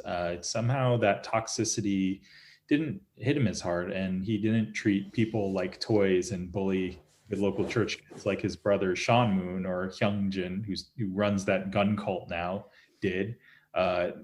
You hear any story about him from kids who knew him as kids, and it's like he was an asshole. Like, sorry, I don't know if I can curse, but like, yeah, you use whatever language you want. Yeah, so he just was, he's total, just, anyway, just watch his videos and you'll know. But his brother was like nicer, and they were always side by side going to church properties and stuff. And so I always saw them, and I always knew that, Philip Moon to be the nicer one. So that guy eventually committed suicide, and the church sent out an email, and they blamed all the church members for his death. They were like, you didn't have enough faith and you made this happen. And I was just like so disgusted again, because I know this guy, that I was like, there's no moment of silence. There's no talking about him as a person. And it was so disgusting. I just left. I remember receiving a letter from a former member who spoke to me about his experience with that when that happened. And he mentioned that his entire childhood and growing up in the church and leaving the church was surrounded by people completing suicide just everywhere he went, just Unification Church members. He said that there were, just almost double figures he could think of, people that had taken their lives from being involved in the church. And I just thought that was so horribly tragic. It was that same person that you just mentioned that was the final straw for him as well. And he just said, wow. No, I just don't want to be part of this anymore. Huh. Can I ask which country that was in? English was not his first language. Okay. So he never disclosed his name or where he was talking to me from. He might well have still been in America. I think he actually did mention that he was quite close to him. Oh wow. Huh. But yeah, he wrote to me. It's on a previous episode quite a while back. I read his testimony out on his behalf because he wanted to stay anonymous. But he spoke about the loss of life through the completion of suicide in the Unification Church, and it just seemed excessive, even more so than the average rates of suicide within sort of typical general public. Yeah, I mean, I can think of 4, and then I know that a lot of especially the LGBTQ kids have all either attempted or had suicidal ideation, maybe all of them, it was that cruel to them. So yeah, I believe it. Yeah, but yeah, I can think of four situations. It's just, yeah. There's just enough stuff involved in this movement without all of that extra heartache and tragedy on top of it as well.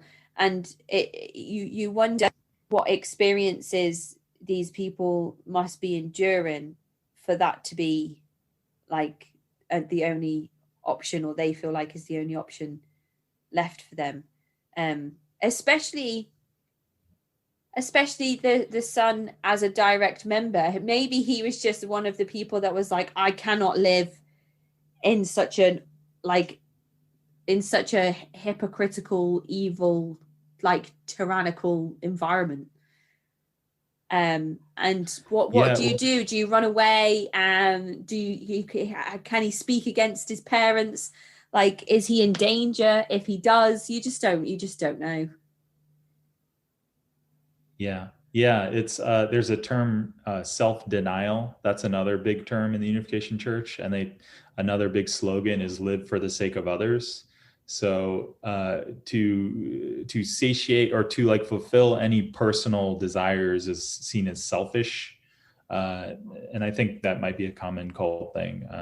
So you enter the world as an adult, and you just you don't really know, you don't know how to trust your own compass, so it's tough. I think I've met other people who are in ambitious careers and they're successful, and on the surface they look like they're living the dream, but they're not really happy. They just had to prove themselves, and do something grandiose in their career. And I mean, I think that's the story of a lot of people who maybe come from hardship, but yeah, I think just not being there for yourself is like is a big piece that's missing, and something that's conditioned away from us growing up in the Moonies, but also growing up in dysfunctional families or families with a history of mental illness, who maybe the parents joined because they didn't find a community, or there wasn't a community of people who had depression or things like that, and then that's where groups like this come in, and maybe it's really positive in a lot of ways. I often describe the Unification Church like medication. It's like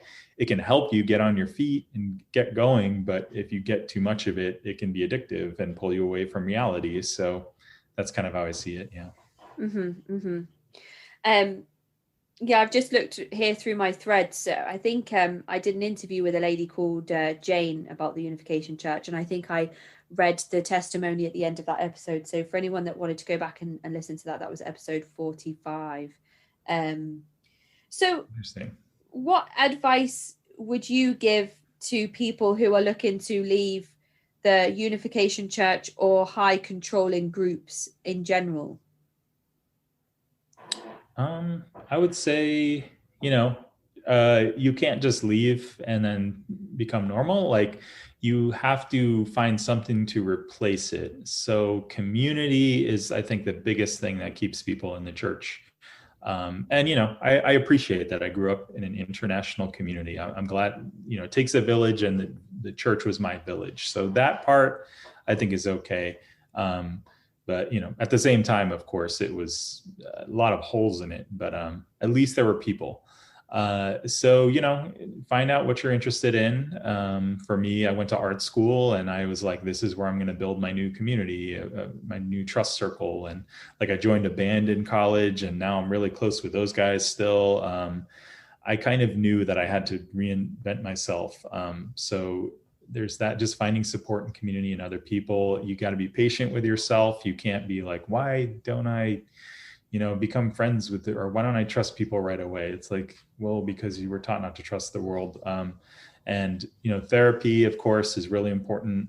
If you just Google ex-cult therapy or ex-cult therapists, I never planned on going to an ex-cult therapist. I just went to different therapists, and like, none of them really were great. I had maybe 3 or 4.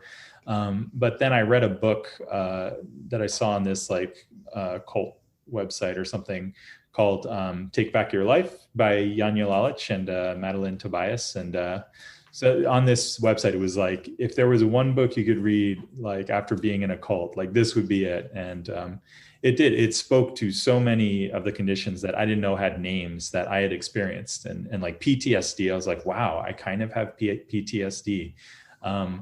Yeah. So when I got to know the area better of like, this is what the therapists know if you're going to go into it, that's when I was like, I'm going to go into it. It's not like I just stepped into therapy because a friend recommended. Like, I knew what I was getting into. So yeah, do a little research, get to know that world. And I think one of the biggest things about leaving a cult is that you think all other groups are cults, because that's your experience of what a group is. Like, you have to give everything to it, and you can't be you. So that helped to like know who I was like dealing with. Yeah.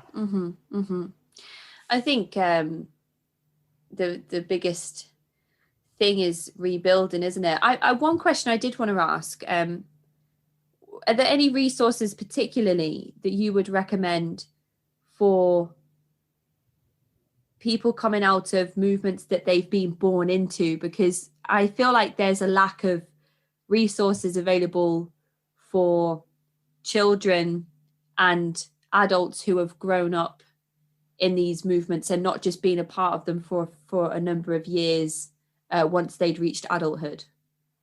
Yeah, me too. There's no like central place. I've thought about it, but I'm like, I don't know if I want to manage it. I have my own efforts that I do. So in my own time and space, and if you'd like to know more about them, you can just contact me, teddyhosworks@gmail.com. That's, I can just maybe refer you to something. But yeah, there's no central place. That I know on Reddit there's a few groups.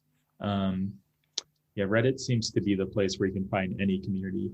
Maybe on Facebook there's like a cult survivors network. I know Steve Hassan helps run that, and Chris Shelton, I think his name is, Scientology. And yeah, I don't know. Yeah, again, there's like there's no second generation one that I know of, and there No. actually, yeah, there's a website that just came out. Maybe it'll spring from it, called igotout.org, I think. Yeah, maybe you've heard of it. Sarah Edmondson, I think is her name. Like, Hmm. she did like a trailer video of like what the site's about. So that's where ex-cult members can go and tell their stories. So that's nice that that's around. Yeah. That's probably the best. Awesome. So I think also to mention that there is your website, teddyhose.com as well. And for Yeah. anybody that wanted to go and watch some more of Teddy's stuff, then there is the A&E documentary Cults and Extreme Beliefs, which is amazing. Everybody should go and watch it. And then again, there is the explained episode. And the only reason I keep going back to that is because if you don't have a Netflix subscription, it is available on YouTube as well. The full episode you can go and watch on YouTube. So I guess all that's left to say is thank you so much for coming and giving me all of these things to reflect on that I hadn't even heard of before. I can't wait to go and to tell my partner about semen in the in the in the Kool-Aid, so to speak. And yeah, I think it's just incredible to be able to sit here with you and listen to your story, and then you talk about also, you know, being a writer, being an artist, doing motion graphics, you know, in New York. You've just moved back there, and that just sounds like what a turnaround.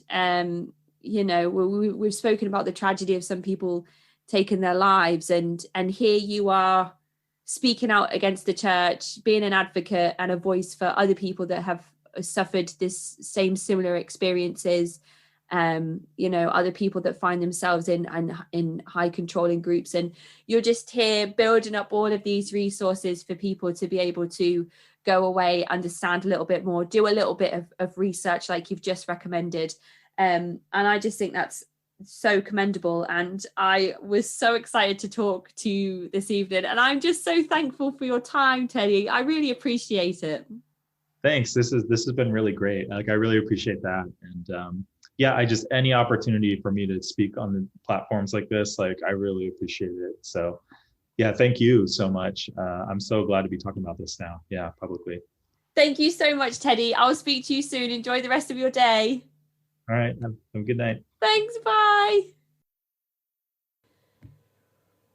That is the end of this week's episode. If you'd like to get in touch, you can do so by emailing me at cultvaultpodcast@gmail.com or find me on Twitter and Instagram at cultvaultpod. I am your speaker, Casey, and this has been the Cult Vault.